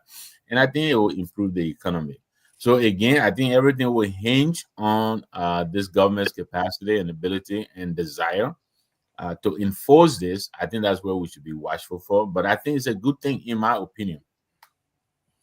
Well, let me welcome Mr. Elvis. Elvis Morris, welcome to the show. For those of us who are accustomed to politics and political talk, we know this. We know the end of this. We were here when we saw another executive order establishing the War and Economic Crime Court. And you saw the president kill that court this week when the budget for the court was $2 million and they sent him $300,000. So you know what that means. A whole agency, we talk about an institution that was established that need minimum $2 million. Mr. Gamer, let me finish my thought before you go any further. Listen, man, you either take it or you lose it. You lost it already. Go ahead. No, that's not true. Look, Mr. Gamer. Yeah. You're a bad guy. You're a bad person. Wait now. The way they got here, take the information and just damage it is okay. There is the government did not tell anybody said that they must buy $500. It's not written. What the government said, for example, if a ton of rubber is sold over there, over the sea, for $500, you must buy it here for $500. And not only that, the next thing, even if you buy it and you take it to the port, before you ship it out, we'll charge you $150 for each ton. Why you think, if it was true that the government demanded that you give us your sell rubber for $500, why Fairstone refuse to buy rubber? Why are they refusing? That means it's in their favor. Why are they refusing? Because it's a huge cost. And that is why they decided that they will only send their own rubber overseas, and they didn't buy no more rubber from smallholders. So if your argument is actually true, Fairstone will be happy to buy all rubber. And besides the government, there is no rubber company in Liberia that is large up to 500 acres beside Firestone. So Donald Trump do not have any 500-acre rubber farm. Mr. Gamer, stop the carroting in the place. Are you kidding me? But Alio, I want to ask you something. Do you think the company that takes the rubber here pays the expenses of carrying it to that market, pays the cost of being able to participate in that market, and all the overhead that involved with selling in that market overseas, you think they will want to pay the same price of the rubber they buy in Liberia as they want to sell over there? But that's my point. But that's my point. Mr. Ismail, that's my point. The government do not want you to take the rubber. You see what I'm saying? But because we have a free enterprise economy, we can't tell you do not ship. Go and ship, but here are the consequences. Now you will look at your budget and say, you know what? I'm not shipping. I will just say right here. Can I come in on, Mr. Gilmer? Where do you think the lucrative market is in the export of rubber or the production of rubber products in Liberia? The production of rubber products in Liberia, because that way we have more young people. Not for the multinationals. Not the case for the multinationals. Listen, guys, listen. The current price for a ton of rubber in Liberia, specifically the cup lump or slab delivered at the factory gate, is set at $574.06 as of last Monday. That's the price, $574.06. But it's being sold on the market, international market, between $2,000 to $3,700, depending on the quality or the quantity. And that's what we are saying. You're going to pay that amount there. Let me welcome. That's what the executive order is saying. Elvis, come on. All right, thank you. Look, Mr. Gilmer, thank you for having me on. I know I'm late, but hello to you and the other panelists. I think I agree with the government on this point, right? Because you have to commodify your resources. So I'll give you an example. If you go to Saudi Arabia, for example, you can't just go dig an oil field and start selling oil at $25 a barrel. You know, you have to go by the price that the government set or the organization that's running that entity sets. So I think the government is trying to commodify the rubber, and that's a good point. And for small people, you know, small tappers like yourself and others, that's going to hurt you. But the key here is probably to encourage you to come together and open a factory in Liberia where you can process the rubber.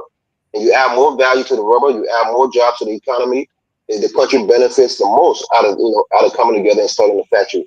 So I think here it benefits the likes of Jetty and Firestone, those who have actual, tangible factories in the country that can process the rubber. So it looks like it's going against the small guy rather than the bigger companies. But I think that's where you, Mr. Gaiman, and others have to come into play and say, you know what, I can't open a factory by myself, but I know 3 or 4 rubber, people who are tapping rubber. Let's bring our money together, open a factory, and that way we have more value and we hire more people, and the country benefits the most out of our collective, resources. So I think you can't be mad at the government for this. I think they're trying to protect their natural resources and add more value to it so that the country can develop. We have our sectors that's not developing. It's been the same way since the 1940s. And this way, this executive order, I think, is trying to add, to these commodities and make it more valuable, and to see people like yourself and others who can come together and add more, value to it by starting companies and processing the rubber in country and selling it for higher. I bet the challenge what he said, and I bet the challenge what he just said. I bet the challenge what Edward just said. Morris, I think most of the folks are missing the crux of the debate here. The debate here, this particular order was given on a soya, nothing happened. It happened on a child tiller, nothing happened. And according to 121, 124 on a George, we are this. So you only control most of our country, right? And why you do wrong? Listen, you see, this is why I don't like the debate with you, because when I'm reading the facts to you here, no, but soya can read anything you want to read. You don't have most of it. We had an executive order on a soya. We had an executive order on a tiller. We had an executive order 2008 on a Elling. We had the executive order 124 on a George. They have not done anything to amend the concession agreement that will make this mandatory. Okay, it is a stopgap political a stunt. When something is happening in the country that affects them, then they come up with this stunt. Now we have this. If you want this to protect the interests of the country, why not go back to the drawing board and inscribe this into the concession agreement so it becomes law? Why a 12 months to put something in place? It would take more than 12 months. So why 12 months? Why not go to the concession agreement? Right. And I agree with you on that point, Mr. Gaiman, because I think it could have been something where they can put it in the budget. If they don't have enough, or human resources from other agencies that can regulate. Maybe form a task force. Go to every established rubber farm or tapping station. Have people there who can monitor these people and regulate them, and that way you can enforce it. That's one of the biggest problems we have in the country: enforcement. Regulatory enforcement is lacking in our country. Part of it is due to lack of money and budgetary, allotment for these different agencies to do their job adequately, and to go to these different, hinterlands in the different counties where you have people mining, illicit mining. You don't have the resources, and you don't have the money that's available for people to go there and regulate these people. So I think if the president is really serious about this, maybe in his upcoming budget for next year, he will allocate money and maybe form a new agency or expand the agencies to regulate these rubber tappers so that you can make sure that he enforces executive order. I think that's a great idea. That's a great point. I agree with you on that. Dr. Booty, when President Walker was campaigning, he said he was going to review all the concession agreement, right? To find those that are not in the interest of Liberia. Everybody clap for that because we have global witness that says the 68 or the 68 agreement signed under the Ellen Walker government, 66 of the 68 were bogus. So people were hopeful that these concession agreements would have been looked at and revised. So don't you think this would have been one of the areas where Walker could have done us good by going back into that concession agreement and saying, you know what, we are losing a lot of money. We need to actually codify instead of executive order? Well, I think first of all, everyone who's listening shouldn't take my position on this executive order as endorsing President Blacker as being successful, because I think No, it's going to play. I don't think anybody would think so. I think so. Let me speak. Why you keep interrupting me today? I don't understand. You're not No, allowing me to speak. no, I don't think nobody would think so. But when you interrupt me, you get longer for no reason, right? I was going to take less than a minute to just No, say he what I did. wanted to say. Not me. He did. He did, not me. You interrupted as well, Mr. Gaming. You didn't interrupt. Right? So Go ahead. the point I'm trying to make is people shouldn't take my position on the executive order as endorsed. This person is a complete failure, right? And on the point of the concession, yes, he should have done way more, or done something, because I don't think he's done anything on reviewing all of these concessions, because these were signed under their previous administration when he was vice president of President Ellen Johnson Sirleaf. So he has a stake in rectifying the mistakes that they made. He has a stake in rectifying the strangulation that they put on the necks of the Liberian people by signing these bogus concession agreements that were, one, unlawful, and two, were so against the interests of the Liberian people that it will be years before we can recover from these. Having said that, the executive order is not the same as the concession. He's not trying to rectify concession agreements with this executive order. He's not saying, I'm going to pass an executive order that says all rubber concessions will be stopped from today until we renegotiate. That's not what this executive order is saying. The executive order is saying purely that, look, we do not believe that we're getting the best out of the production of rubber in Liberia. We need to add more value to the production of rubber in Liberia. We need to utilize addition of value to create jobs and opportunities for Liberians. We need to motivate Mr. Gayman and his cousin and not to send a rubber to Malaysia and sell it for 500, but rather add value here so they can sell it for 2,000. That's what he's trying to do. He's not trying to end any concession. This has nothing to, it didn't say anywhere in here we're ending concessions. No, this is purely to try and utilize opportunities to make production more valuable in Liberia so that by the time we're exporting, the price is higher. Having said that, there's a clear difference between where we are. We're trying 214. 214 clearly stated, look, there is a lot of illegal tapping. This illegal tapping is depleting Liberian government revenue that they can generate from rubber production. So we're going to put a ban on it for 30 days, right? 30 days. I read it. That's not, I did put it in the group. We're going to put a ban for 30 days until we can assess the situation to see what's going on. It is not the same as we're going to make it more expensive for you to export, right? So that you can add value here. Those are two different executive orders, and we need to make that clear for our listeners. All right. Can I just Mr. Mane, I asked him before you go, but he didn't answer the question. My question to you would be the same. If in his promise to the Liberian people that he was going to review all the concession agreement because the international community said the concession were skewed against Liberia. Wouldn't they be a better time to have used this period instead of executive order to just say, you know what, let's codify this into our concession agreement to make sure that Liberia benefits? Mr. Given, you keep misleading people. I did answer the question. I said he's still on that point. That's why I said he's a failure. I answered the question.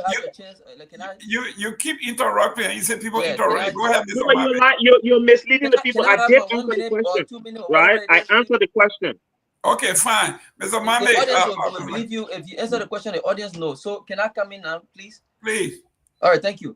So I think the president lacks the courage to follow through on his promises. Had it not been so, between that time and now, the president would have made this decision because, mind you, the only solution to this particular problem is through legislation, not through executive orders. Because after this executive order, I promise you, there will probably be another executive order. And maybe, who knows, 5 years from now or a few years from now, his term will end. And there will be no legislation that will make sure that Firestone does the right thing or the other institutions do the right thing. So what I'm saying is, I agree with you. This particular executive order seems to be a step in the right direction, but because of so many other ramifications, it's not going to benefit, number one, the Liberian. Maybe the Liberian government will raise some revenue from it, but the industry is dominated by foreigners. And there are few of those factories that are producing finished goods, like Jetty. And I can't name more than, on my right hand, I can't name more than 3 or 4 of them that exist within the country.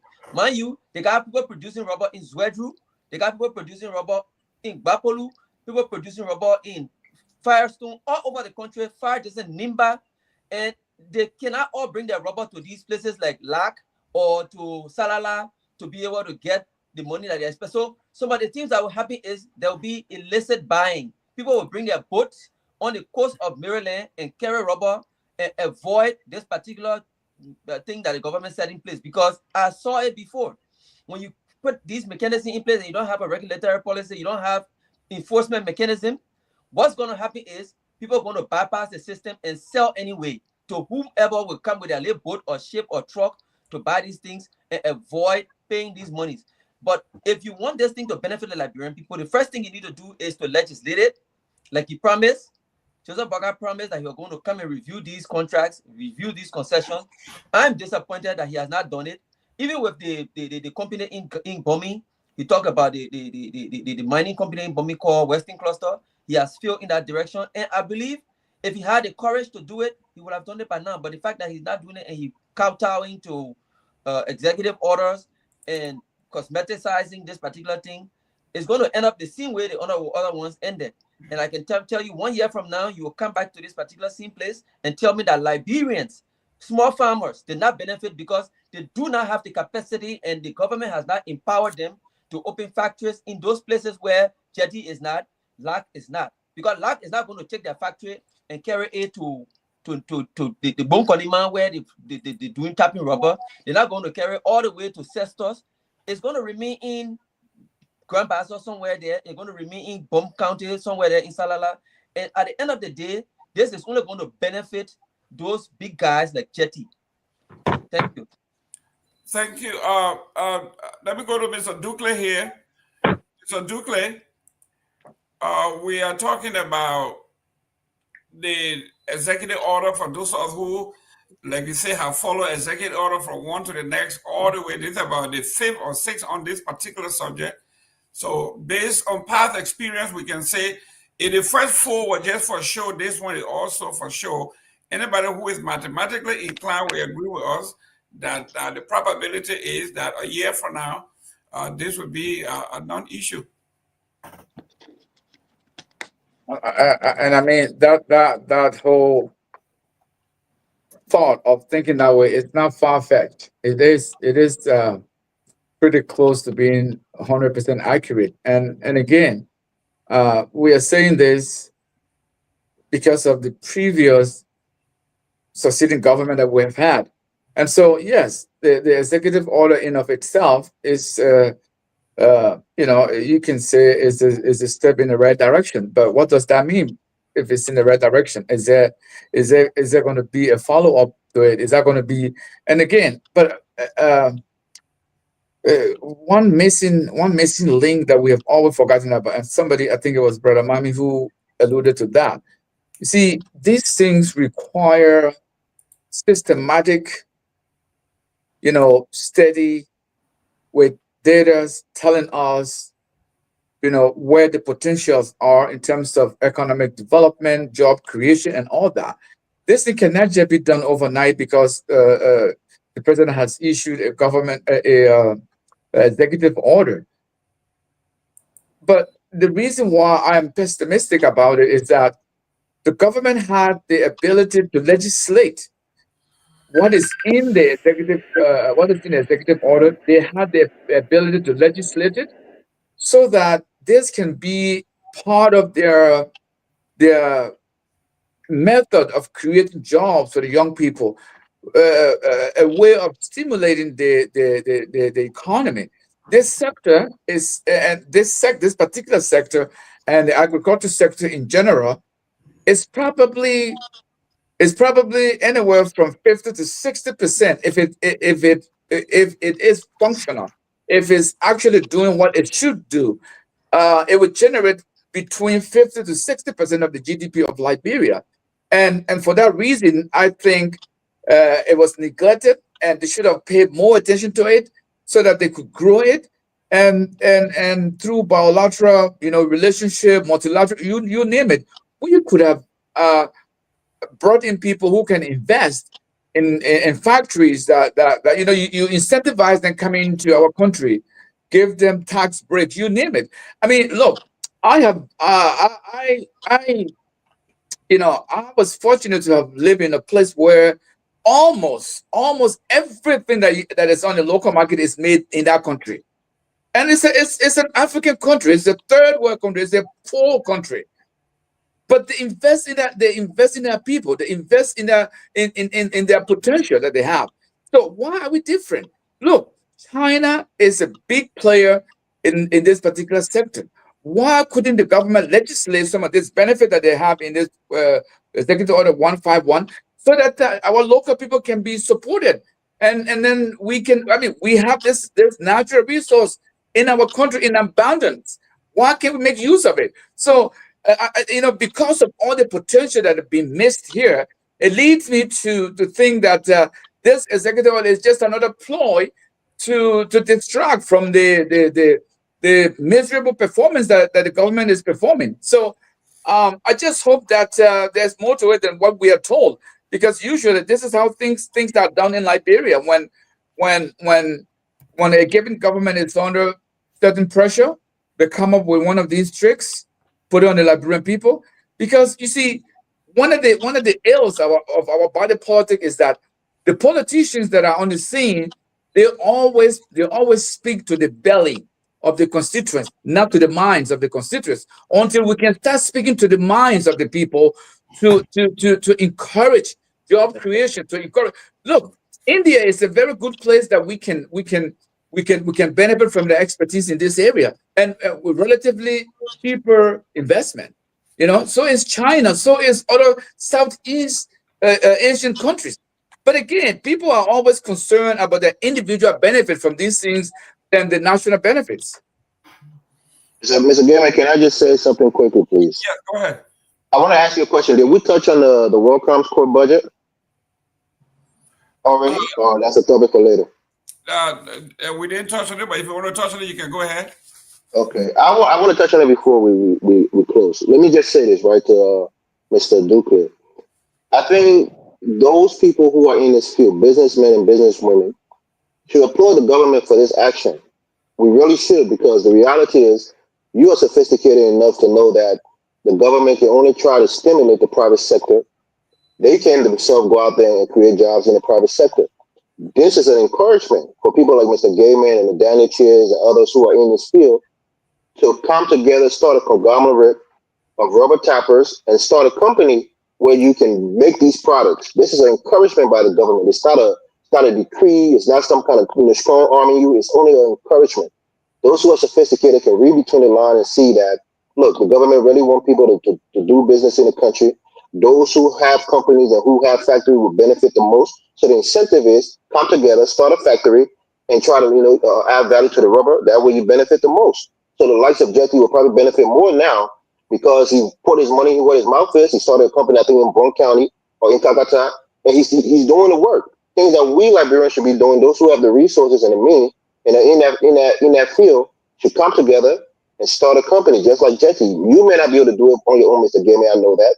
But somebody like yourself, your cousin Daniel Chia, and others, you guys can come together and do it and be on the same level playing field as Jetty.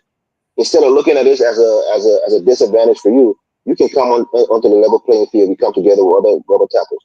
On the issue of the World Crown Court, I would say this, right? I'm disappointed in the president because you can't. It's a symptom of us Liberian, especially Liberian men.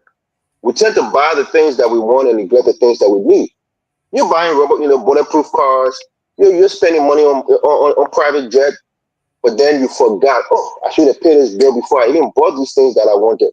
You should have put that money aside for the World Crown Court because it's so important to the entire country. Instead of spending millions of dollars on cars and spending millions of dollars renting a jet, that money should have been made available. Instead of putting people in hotels to make sure that they can take away a legitimate speaker, you should have put that money aside. You should have budgeted in advance for the most important things, and then the remaining money you can spend on things that you want. Those cars was not necessary, especially to be bulletproof. You could have spent that 300 extra 600,000 and not make it bulletproof and just buy a luxurious Lexus car without the bulletproof protection and spend that money in the World Crown Court. So I think it's a mix, what's the word I'm looking for? Misplaced priority. Misplaced priority. That's the word. Thank you. You misplace our priorities, buying luxurious cars that you don't need really in a country like Liberia, and instead of putting the money where people really, really are craving to see justice done in the country. I think that was a mishap on the president. He should revisit that and maybe mango some kinds of money and add to that budget so that the World Crown office can really do its work and be effective. Mr. Governor. No, listen, we're running out of time here. 1 minute, I'll come back to you. Let me go to Mr. Nangbe. You end on this here, and let's start on the next one. If the administration they were receiving heat from what's happening at the Ministry of Transport, right? And everybody is on the government's case. And they came out with this stunt to take away the heat. And we're talking about it instead of talking about transport ministry. Isn't it working for them? Victor. You're sleeping. Sorry, no, I'm not. I'm muted. I don't want to be like you to keep interrupting. But listen, yeah, I mean, look, I'm just quiet listening to you guys. I really don't have much to offer on this. I already indicated I think it's a good thing for the government. But as for the Minister of Transport and the LMTI, that's entirely something different. I'm glad that both houses have asked the government to hold the program until one. They send it approve and the House disapprove. Okay, thanks for the correction. But at least there's some kind of intervention that is now being added to what we have said on several occasions here on this network. The way the thing is being rolled out, I think it's a good thing to apply the brakes and readjust it, revise it. I understand the concern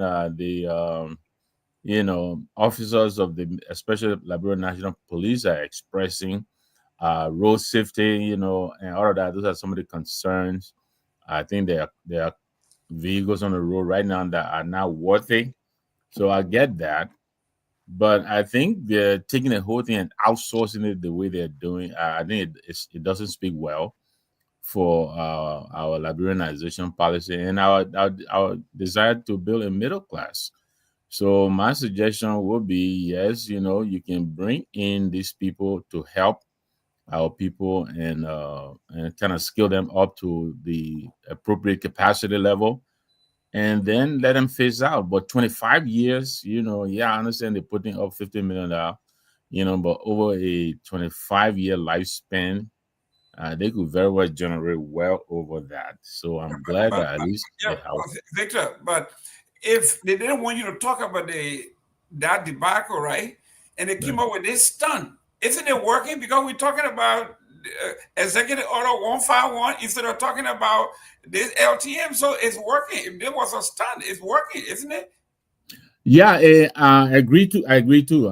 This seems like an attempt to step on this process that all of us have been talking about. But again, I'll go back to the consolation that the House seems to have joined the chorus of voices that are saying, they need to relook at this, and make sure it is done right. So yeah, if this is an attempt to step on it, to what extent it will succeed is yet to be determined. But I think this is a good call by the House, and we joined the House. What are we talking about exactly? This is Okay, the more or less concern. what we are talking about. We're talking about the LTM contract debacle, right? It is very hot. It's on the pages of every talking radio, talking heads in Liberia. I got to slip it now. Let me talk to Nasu. I can get away. And then all of a sudden, Executive Order 151 comes and it's all over the place. So if it was a stunt to take that out of the front page, it worked. The president said he liked my guy, so he's flooding his zone. Trump can flood his zone. Mr. Gamer, can I have 30 seconds to close because I have to go? Yeah, because it's late over on my end. Okay, yeah, 1 minute. I wanted you to start on this before you leave. I just need 30 No, seconds in your 30 seconds, I want you to address it before you go. Okay, after the altercation involving the chair and hot soup thing, the Muslim lady gets charged and the LMP officer gets suspended. Your take on that particular episode before you go? I think that's the right that's the right outcome. Right? Obviously, she allegedly stole current, electricity. So I think if that is the case, then she should be charged. And I think the way the police officer handled it, I said on Thursday on the show, it was not the right way to handle it. But tonight has been a great show. Even though Mr. Gaming, you tried very hard to keep interrupting me because you didn't agree with my opinions. But it was great being here tonight, and I will always you invited Billy. I'm a bad man. You're starting. I said 30 seconds. Let me land, please. I'm about to go. You can say anything you want to say behind my back. At the end of the day, when the government it will be me. I will say it behind your back. There you go. Yeah. Whenever the government does wrong, I'm one of the first people, Mr. K will agree to point out that the government has done wrong. However, this president, when he does things that is in the right direction, you guys keep saying, then let it play out, right? This executive order could be something that the president has put in place so that he can then work with the legislature. So whilst you're working with the legislature, we need something in place to be working in the interest of the Liberian people. So we don't know that. The things were just signed on Friday, and then everybody here jumping up saying this, that day. Mr. Mami here on the president case, this, that. Look, Martin Luther King did not pay fashion for any avenue or boulevard in America, but he need on all the boulevard then. So what will say about that one? Anyway, because he was prominent. He was prominent. Compare the legacy of Martin Luther King. He was prominent. Wait. Compare Martin Luther King legacy to he ran away, and we'll talk here. I want Chelsea will beat Arsenal the year again. Yeah, he ran away. Okay, let me go to Valley. The lady was charged with assault. Her husband was charged with power theft. The officer was suspended for 1 month without pay. I disagree with that, but I agree with the charge for assault. I agree with the charge for power theft. But when you resist arrest, and in the process you get hurt or something bad happens to you, it is not the police officer, it is you. I know for a fact in America here, when the police say go or get out of your car or you're under arrest, I can use all my rights, but once I put my hand on the police officer, I will get killed. So You say you want to go to sleep. You in Maryland like everybody else. You're not in Liberia, so I don't know what you're talking about. You want to go to sleep. But your take on this. Yeah, no, I said I was getting sleepy because I was sitting there mute for too long. But anyways, You've been taking people time, you've been talking all day, been bugging in. What's wrong with you? Go ahead. Mr. Kim, what happened to the LTMI topic? We finished with that one? Listen, man, I'm talking to you about the new subject that you talking about LTM. Who talking about LTM? I'm saying here to you, we are talking about this woman was charged. Okay, all right. I got it. Don't stop. Was suspended. Okay, I got it. I think the decision to suspend the police officer for a month, I think it was a political decision. I think it was because of public outcry. And I think the police is trying to soften their relations with Muslim people. I personally don't really care about this religious thing that you people tie yourself with. That had nothing to do with you. You're black like in Sao Boso, like you say you're Catholic, or you be Muslim man. You see, the rules are simple. The next thing on earth to God is government. If government speaks to you and you defy government can take action against you. You see, when the police comes to pick you up and they have cause to do so, and you actually know that they have cause to do so, you physically assault the police and then go grab your baby and put your baby on your side. If they drag you on the baby, they're not nobody's business. But I think that action was just to soften the relationship between the police and quote-unquote Muslim people, but that wasn't no Muslim issue. When I saw even FOL reporter reporting, the Muslim people in the street, I was really mad to hear that kind of nonsense. Because there were no Muslim people in the street. There were full of people in the street. They might be Muslim, but they weren't representing Muslim issues. They were representing one Fula woman who challenged the police officer, and she got my handle. No, people don't. Let me tell you something, Mr. Gilman. Talk about the hijab. We are human beings, Mr. Gilman. If I'm talking to you politely, you point me there in the eye, Mr. Gilman, my first instinct is to harm you.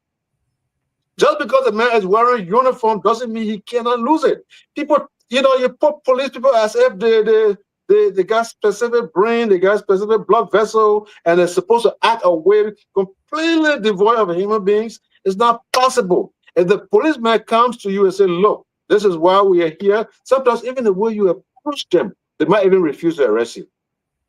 But right away, because you're a woman and because you're Muslim, therefore you can put half soup on a policeman, and I'm going to post it on here first. And I'm sorry to say, and it wouldn't be my intention, but that would be my first instinct. So I think that suspending that without pay for a whole month, especially that police officer, I think that was harsh. I think he was only doing it to appease Muslim community. And our country is not Muslim, it's not Christian, it's not Jewish, it's the black African people. You follow the rule of law and you'll be free. I mean, America here, I won't violate, but I can't violate because I know what happened to me. Let's follow the rule of law. My man. What's that?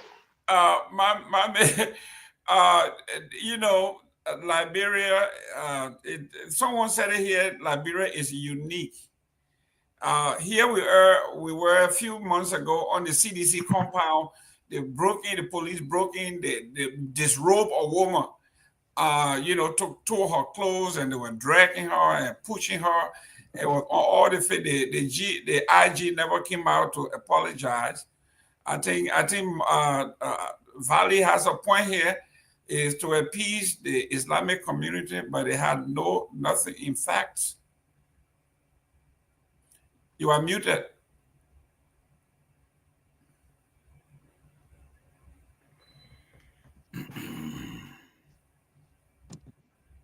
You got to pass it to me, Mr. Gilman, man. I'm ready. Yeah. Okay, go ahead, Maurice, then I go to Dukley. All right. Look, I agree with what Mr. Kamara said, right? You agree with Kamara? Yeah, of course. I think he was right on point. First time in 5 years. All the time, not first time, all the time. Let me say why. Like I said on the show yesterday. Look, But most of us who are young kids growing up in this country, and maybe Mr. Kamara himself, if you have kids, you set them down, you tell them how to interact with police. If police pull you over, be cooperative, put your hands on the wheel if you're driving, make sure you abide by all the officers, orders, get out of the car if he asks you to, don't resist. We respect police, especially black people in this country. We respect the authority of the police in this country. Now we know in Liberia, police can be corrupt. They can be, dehumanized to a certain, extent because of the economic, factors in our country. But when the police come to you with the LEC theft team, I have family members who sometimes got caught up in LEC theft. They'll call me, the police here, please send me money, let me pay them up, blah blah blah. The people want to arrest me. So sometimes you pay them a little $20, $30, they leave you alone. They call your wife, the ticket. That's the extent of it. But to go there and try to, fight the police. That's why the government brought the police with the LEC, because they knew that some people would be hostile and would want to fight. That's why they brought the police to keep the peace and to enforce the law of the LEC.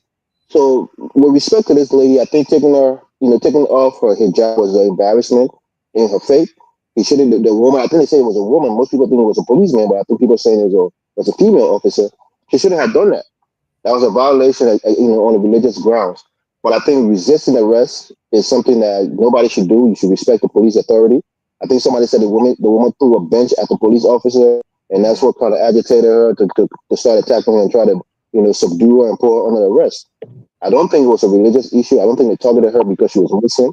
This happens all over in Tinga Village where my family lived. There's every other month or so, the police, the LEC and the police go around and try to, make sure that they can stop power theft if they see it.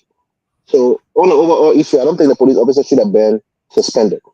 I think they should even start a campaign now, a national campaign with little ads and little jingles that people should respect the authority of the police, cooperate with the police. If you think they're abusing your rights, go to court and fight them in court. That's what we do in this country. If you get a ticket you think was warranted, you go to court and you challenge it. We need to be a civilized people in that country and not abuse our police officer because they are authority representing the government. If we respect our government, we love our country, and we want to uphold our constitution, respect the authority of the police. That's my point. Mr. Ducle, what should we do if there's a failure on the religious community, on government, on our society for not having civic community awareness across all religion, all culture, all system, that we live in silos and these things happen? Yeah, but Mr. Gateman, even yourself, even you as a host of this program today, you are fueling into that stereotyping because you introduced this topic as the Muslim lady instead of saying the Fula lady, because she is the Fula lady. She just happened to be a Muslim, and that's part of the problem that is wrong with us in Liberia, particularly when it comes to Muslims and Mandingos in particular. We tend to always tend to give it religious flavor, even though we have drug dealers who are non-Muslim. When they're arrested, they don't say one Christian woman was arrested with drugs. No, they address her for who she is, her name, and whatever whatever way they can identify her. But the moment somebody who is a Muslim is involved in any normal thing like every other Liberian can get involved in, they would say it as they will always have that religious flavor, like you just did by introducing the topic as a Muslim lady. In this instance, I would just have to agree with Mr. Ali Kamara because of what he said, and that's how it should be. And not only even the journalists in Liberia need sensitivity training when it comes to this particular issue, because over the years there has been this stereotype about Mandingo people, about the Fula people, about the Muslims in particular, and so whoever identifies as a Muslim, they are like anybody else. They can commit crime. Just because they are Muslim doesn't put them apart, doesn't make them any special in terms of we are humans.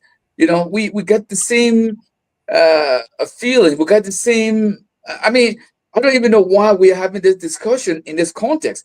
Look, I think, and I said on this show before, the police and the public both jumped the gun by jumping the conclusion, making conclusion without having all the facts together.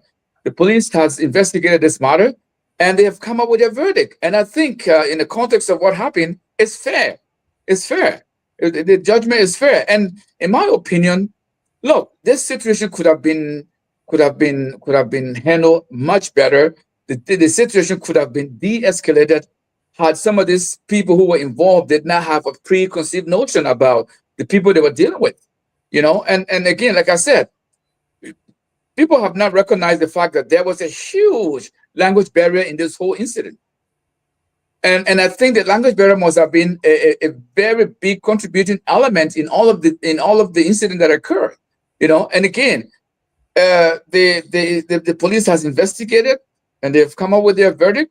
I think, in my opinion, the verdict is fair, and whoever is found guilty or whoever is going to court, whoever is charged, they will have their court. They will have their day in court.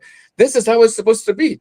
But in Liberia, we have come to normalize all the things that should not be normalized, and this is why this whole issue has been blown out of proportion. And people are seeing it through the lens of religion instead of seeing it through the lens of what it is, which is Liberian or a Fula person, whatever. So I think we are giving it more than it deserves, actually, in my opinion. So the media needed sensitivity training, just as the police need sensitivity training, so that they should refer to these things for what they are and not color them with religious sentiments and whatnot. Mr. Dukley, you didn't answer the question. I will pass it on to Mr. Mame. Mr. Mame, we still can't hear you. He didn't answer the question the way you wanted him to answer it. Let me go then. Okay. We still can't hear you. Mr. Eastman. Yes. As a sociologist, we got something called subculture, right? Mm-hmm. When you are a subculture within a culture, and live in a silo in your own little bubble. The question to him was, what are the leaders in that community doing to give education as to the rules and the culture into which they're trying to migrate? Yeah, okay, well, being the sociologist, I will let you do that. But this incident did reflect something. The incident involving Zinaba and the National Police, it has revealed not only the fraught intersection between law enforcement and civil liberties, but it also the raw undercurrents of religious, cultural, political tension simmering in our little society in Liberia. At the core of this, it was just a scuffle, right? A routine power theft investigation. But the image of a Muslim woman visibly distressed and struggling with her hijab was forcibly removed by state agents. That struck a nerve that reverberated beyond just Monrovia. It reached all the way in Guinea. They had to go and send a delegation, I understand, to Guinea. Just to okay, so for many, it symbolized an affront not only to the Zinab's dignity, but to the collective identity and sacred values of the Liberian Muslim community. Now, I appreciate what Aliyu and Duke is saying, because they being of the same faith, they said, no, this should be regarded as a secular issue, not a religious issue. But it is not being that way, because even the police inspector's oscillation, first he said he pledged an investigation, then he said he's going to outright dismiss the need for one. All this helped to deepen public mistrust. So later, he acknowledged the stripping of a woman's hijab is akin to removing her clothing, as many would say. And that lack of procedure follow-through is what caused the police officer to finally be suspended. But one thing we must be careful that we should not allow the religion to shield against unlawful behavior. If somebody is doing something unlawful, they should be treated like the criminal they are. Whether you, whatever your religion be, you know, but it is a delicate balance. And for cultural reasons, I see the reasons why they took all the steps they did. I think it's good for next time, but we have to be very careful. Thank you. Mr. Eastman, the woman who was stripped, her breast was hanging out. They were parading her around the street from the CDC compound. Was she more naked than the woman who had her job or removed from her hair? Not at all. Okay. No, she was. She literally was. Her breast was exposed. Compared to a woman who was wearing a t-shirt on her religious covering. Did they say she was a Christian woman? They didn't even speak to that. You see what they did? But our point there. If they can do it to her, she's a Liberian period. When you do it to somebody who ascribed to be Muslim, it should just be one woman and the police. Nothing. Yeah, so why are people getting angry? That's the point. But If you have a job, I have to arrest you. I cannot recognize your face. I cannot identify you. How do I arrest you? I don't know where I arrest you. As much as I disagree with, you know, the Muslim angle that was introduced into this, but it is really the Muslim people who introduced this into this. That's correct. Because the major complaint was about removing her hijab. That is what angered them the most. So I think the fact that we're talking about it, excuse me, in terms of the Muslim or non-Muslim is only because they made it a factor. Having said that, this is my input. I don't know if we're closing, but I agree with it. I appreciate. I haven't seen the report. I haven't read the report. I appreciate the timeliness of the release of this. Of the action by the police at the end of the investigation. I think while the recommendations or the charges that they put out, I think this sound reasonable as well. I think the lady assaulting the police officer, I think that was uncalled for. I'm glad that she has been charged. The police officer, I think she also overreacted, especially seeing that a child has been brought into the frame and all of that, and yet they failed to de-escalate the matter. I think that charge was also, I think, was commensurate with the action that we saw on camera. And I am one of those who had questioned Gregory Coleman's capacity to deal with this kind of thing after the initial apology. And I like to take that back. I like to offer an official apology to Inspector General Coleman. I believe I hope I spoke prematurely. Though I haven't read it. They already said it for you, like, bro, your next trip. Don't apologize, Mr. Gilman. Listen, let me go to bed. Let a man finish. Give me 1 second. Let a man finish. My man have not been. My man, can I hear you? Am I audible? No, yeah, we audible now. You will be next. Go ahead, Nangwe. No, I'm done. Thank you for the time. Thank you. Go ahead, Mame. Okay, Mr. Mame. Yeah. Let's put a relation thing to text here, because right after it happened, the president of the Muslim Student Union at the University of Liberia, I think a Fulaga, came out and called a news conference, and he said removing the hijab is akin to disrobing the woman, stripping her naked. And on top of that,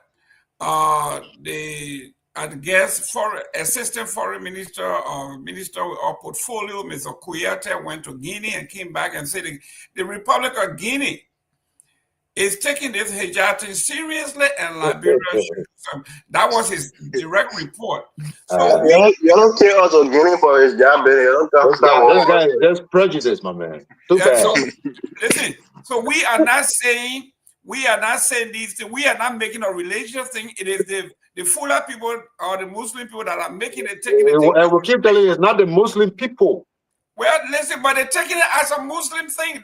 The press conference. They can take it whatever way they want. We are telling you, if the Muslim council speaks, then it's about Muslim people. But one family member come out and say, "Oh, you attack Muslim," doesn't mean that family member is speaking for all Muslims. Mr. K, It was not one person. Yeah, Okay, but let's what make he's it saying, Mr. 20 Gamer, it's people. not the chief. It's not the chief Let's make it imam 20 But, people. of the but Let's country. shade on the the Muslim people. chief imam have not come out to condemn what she did either. Yeah, Mr. Mami, But go ahead. you try to force your All right, thank intention you there. very much. I come from the human rights background, and I don't think a human right was violated in that instance. The lady, she was allegedly stealing power. The police went there. Her reaction at the moment was unbecoming of a peaceful citizen. At the time, she wasted her soup on that officer. She was no longer peaceful. She had assaulted him. He, to some extent, there was sympathy that he should have had, especially to in terms. There were The two officer is a officers. her. The officer is a she, not a he. There were two officers, right? Yes, one female, one male. Yes. Thank you. So what I'm trying to say is that in the instance where her child was crying and whatever the case was, there was a need for them to have de-escalated the situation because she was a female. The lady who wasted the soup, the Fula lady, Zainab Ba, she was a female, and they had two officers on the ground. Where you have two officers to one female, I don't think they don't have the capacity to be able to de-escalate. However, the result was that the police apologized, which I don't know if it was necessary, but it was meant to appease a certain group of people. I am from a Muslim background, and not all Fulas are Muslims. She happened to be a Muslim, but the laws in Liberia were not created for Muslim or Christians or non-Muslim or non-Christians. You understand? This is a secular nation, and our laws are meant to protect everybody. They say we are all equal under the law. And the issue about Guinea getting involved or getting concerned, we are a sovereign nation. The laws that were created in Liberia were created for all Liberians within our borders, and those who decide to respect our laws will be treated according to the way our law was drafted. Whatever happens in Guinea, we don't dictate to Guinea what happens in Guinea. If there was a situation of a Liberian, as far as I'm concerned, I don't know if that lady is a Liberian or a Guinean, but we know that when you are in our country and you are under our laws, you respect our laws. So the police, what the police did was in confinement or in confines of our law. Somebody is allegedly stealing power. The police goes to the scene. He arrests this person, takes the person or summons the person, takes the person to the police station, do some preliminary investigation, and send them to court. She decided to breach that particular protocol. And if you start to insult, no problem. But when you start to assault the police officer, you are then going beyond your limit as a peaceful citizen. And the police, they have a lot of tools within their toolbox to be able to put you, to restrain you. They got handcuffs. The only thing about hijab people don't understand is when you're in your house as a Muslim, your hijab is worn to come outside and not to expose yourself to the public. The main purpose of a hijab is to cover your face against the public. When you are married, according to Islam, your face is supposed to be covered to not expose yourself to other men.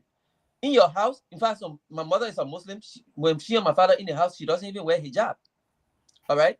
So the fact that they were saying that that was a violation of Islamic culture and religion, that in the house. So, and we're not even supposed to be discussing anything in terms of an Islamic context, because as far as I'm concerned, the man did not go knowing that he was going to arrest a Muslim. He did not even know going that he was going to arrest a Fula woman. He knew he was going to arrest a criminal or an alleged criminal. And the same way he was going to treat a Christian or non-Christian or non-Muslim criminal is exactly the same way he is supposed to arrest anybody considered to be anything otherwise would have been prejudicial. You're going to say, oh, the Muslim man went and decided, the man went and decided to treat her preferably because she was a Muslim or because she was a Christian. And that's not supposed to be the way the law operates. And so I'm saying that the fact that she was charged is correct. Other things that were done in terms of suspending the police officer, taking his pay away, those were things maybe done to appease a certain group of people. But if that had happened in America, I don't think that policeman was going to be charged, or he was going to be relieved of his salary, or he was going to be suspended, because he operated within the confines of the law. He just pulled up this, then that's the reason why the issue about training, education comes in. People in our society need to understand that the police officer, when he comes for you, you cooperate. If you are allegedly stealing current, it doesn't mean you committed a crime. Just go and clarify that you did not steal current, and you'll be let go. But if you decide to resist arrest, it compounds the situation, and those are some of the things that can happen when you decide to resist arrest. Can I ask you a question quickly, Mr. Mame? Yeah, go ahead. Do you think this is an opportunity for the places like the masjid and the churches to have like talking to the parishioners about abiding to the authority of the police when they come to arrest you? Absolutely. Nobody, even if you are in a mosque and you committed a crime, the police is supposed to go for you. The only thing is they will exhibit some degree of tolerance and talk to the imam and tell you to come out of the mosque because he doesn't want to go into a religious place and create commotion.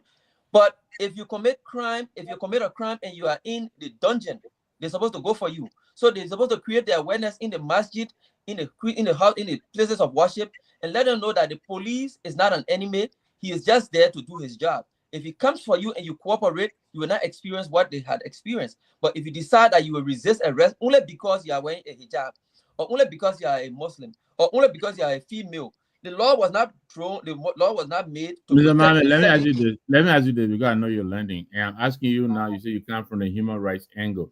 Yeah. You and your wife can be in a house and she can walk around the house, on your underclothes. Okay, all right. Okay, this is going too far. Even naked. Does that give me the right to go in there and touch your clothes and take your clothes off her?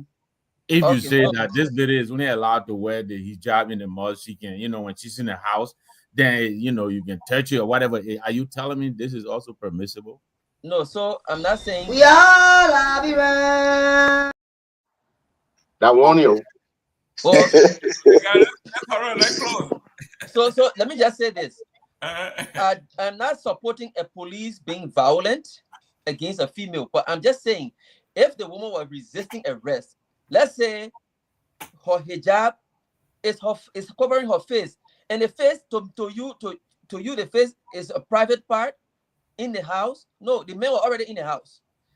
They're not giving right to take her clothes and naked her. But I'm just telling you from the Islamic perspective that hijab is a covering against the public from other men seeing the woman's face. I get it. It's the same as the covering of clothes when you're in public and in the house. Mr. Gabriel, let me close, man. I gotta go. Yeah, we gotta close. Let's We gotta go. Let's do 1 minute. Coming back to Imam. 1 minute. Yeah. Let me close quick. The hijab is to hide your identity. The police cannot arrest someone without knowing their identity. You have to remove the hijab so the police can know you. We do not have a sophisticated or a digital fingerprint system where we can tell you even without looking at your face. We cannot arrest you if we don't see your face. You cannot throw rock at the police. You cannot throw pencil at the police. You cannot throw soft mattress at the police. You cannot do that. Whether you're a Muslim, whether you're a Christian. At the Ministry of Transport, there was a demonstration there about the LTM issue. A woman was beaten, and I believe she's of the Christian faith. She was bloody. I didn't hear Victor say the Christian people stood against government. It was not the Christian people. It was the police. It wasn't Christian people. It was one woman manhandled by the police, which I know was inappropriate. Nobody spoke for that woman. Nobody argued for that woman. I don't care you're Christian. I don't care you're Muslim. In fact, you are not Christian or Muslim. You're only acting because you're a black man. But gentlemen, it's been a great show. And let us, Mr. Gilman, drop the prejudice because it takes you nowhere. You're still broke. And with all these years, so the prejudice has never helped you. So thanks for having me, guys. Buddy, I don't know who you are.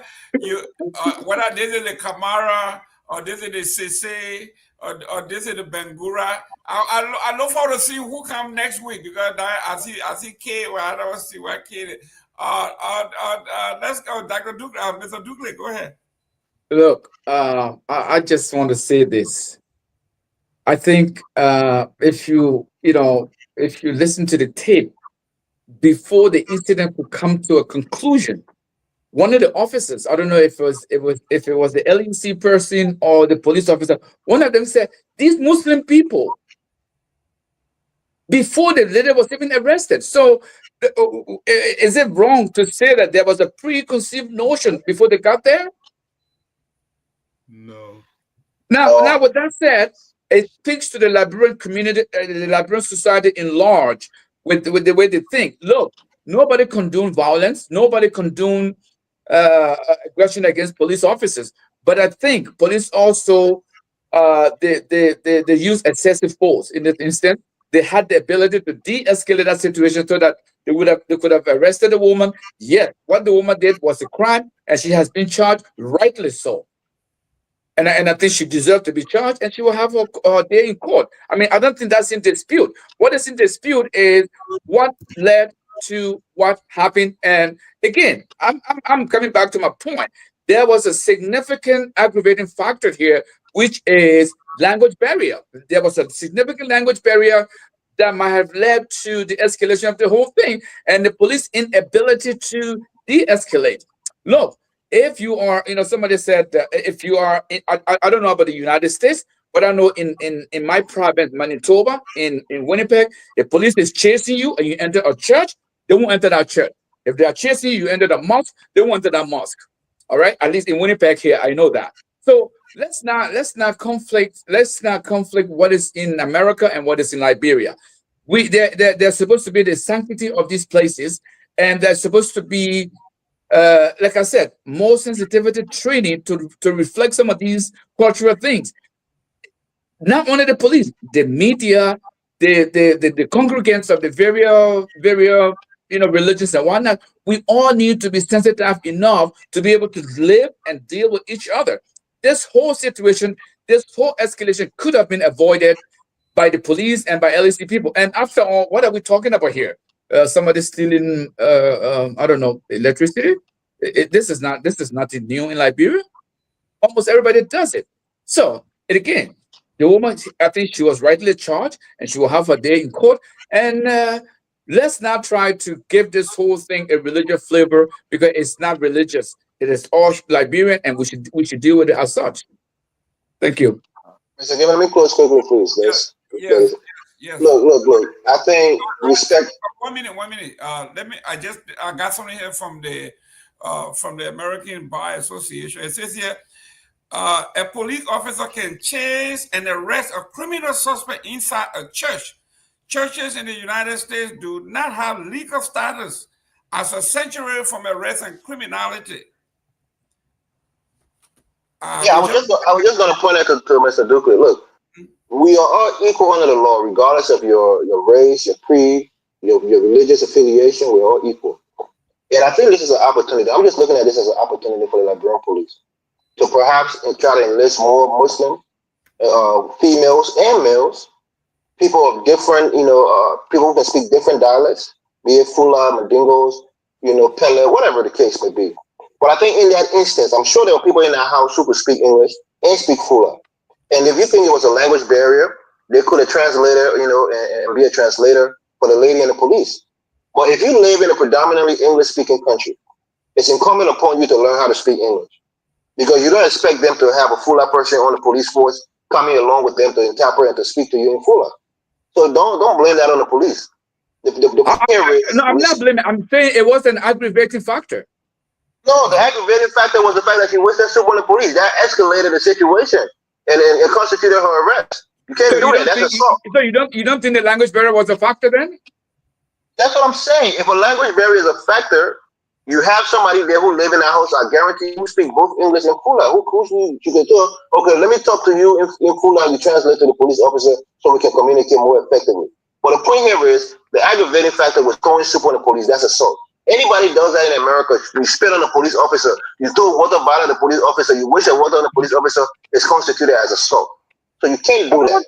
I don't want you guys bringing in the United States. The United States is a completely different thing. You guys shouldn't bring in the United States. Are we living in the jungle? Are we some kind of uncivilized people that we can't have civilized laws governing us? What? Are you telling me they don't have civilized people in Liberia? I don't want to take more time. I'll close right there. Let me leave it there. We're out of time, gentlemen.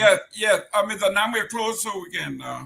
We are out of time. Thank you. Great show, and thank you for the opportunity. I'll quickly say this: we spoke against the lady who was assaulted at the CDC headquarters. We spoke against the lady who was assaulted during the Ministry of Transport, demonstration. We'll speak against any assault or undue force used by the Liberia National Police. This incident, we have to treat it as it is. The police overreacted. The lady overreacted. I'm satisfied with the outcome of the investigation. Kudos to the Liberia National Police. Thank you. Thank you, Mr. Eastman. Thank you very Yes, much. we are all Liberians. All Liberians, no matter whether you agree or not. Thank you very much. Mr. Mame, come back next Sunday. Yeah, thank you very much. There was a good show. I appreciate the conversation, and I look forward to another very productive show next week Sunday. It was nice to hear. We are Liberians.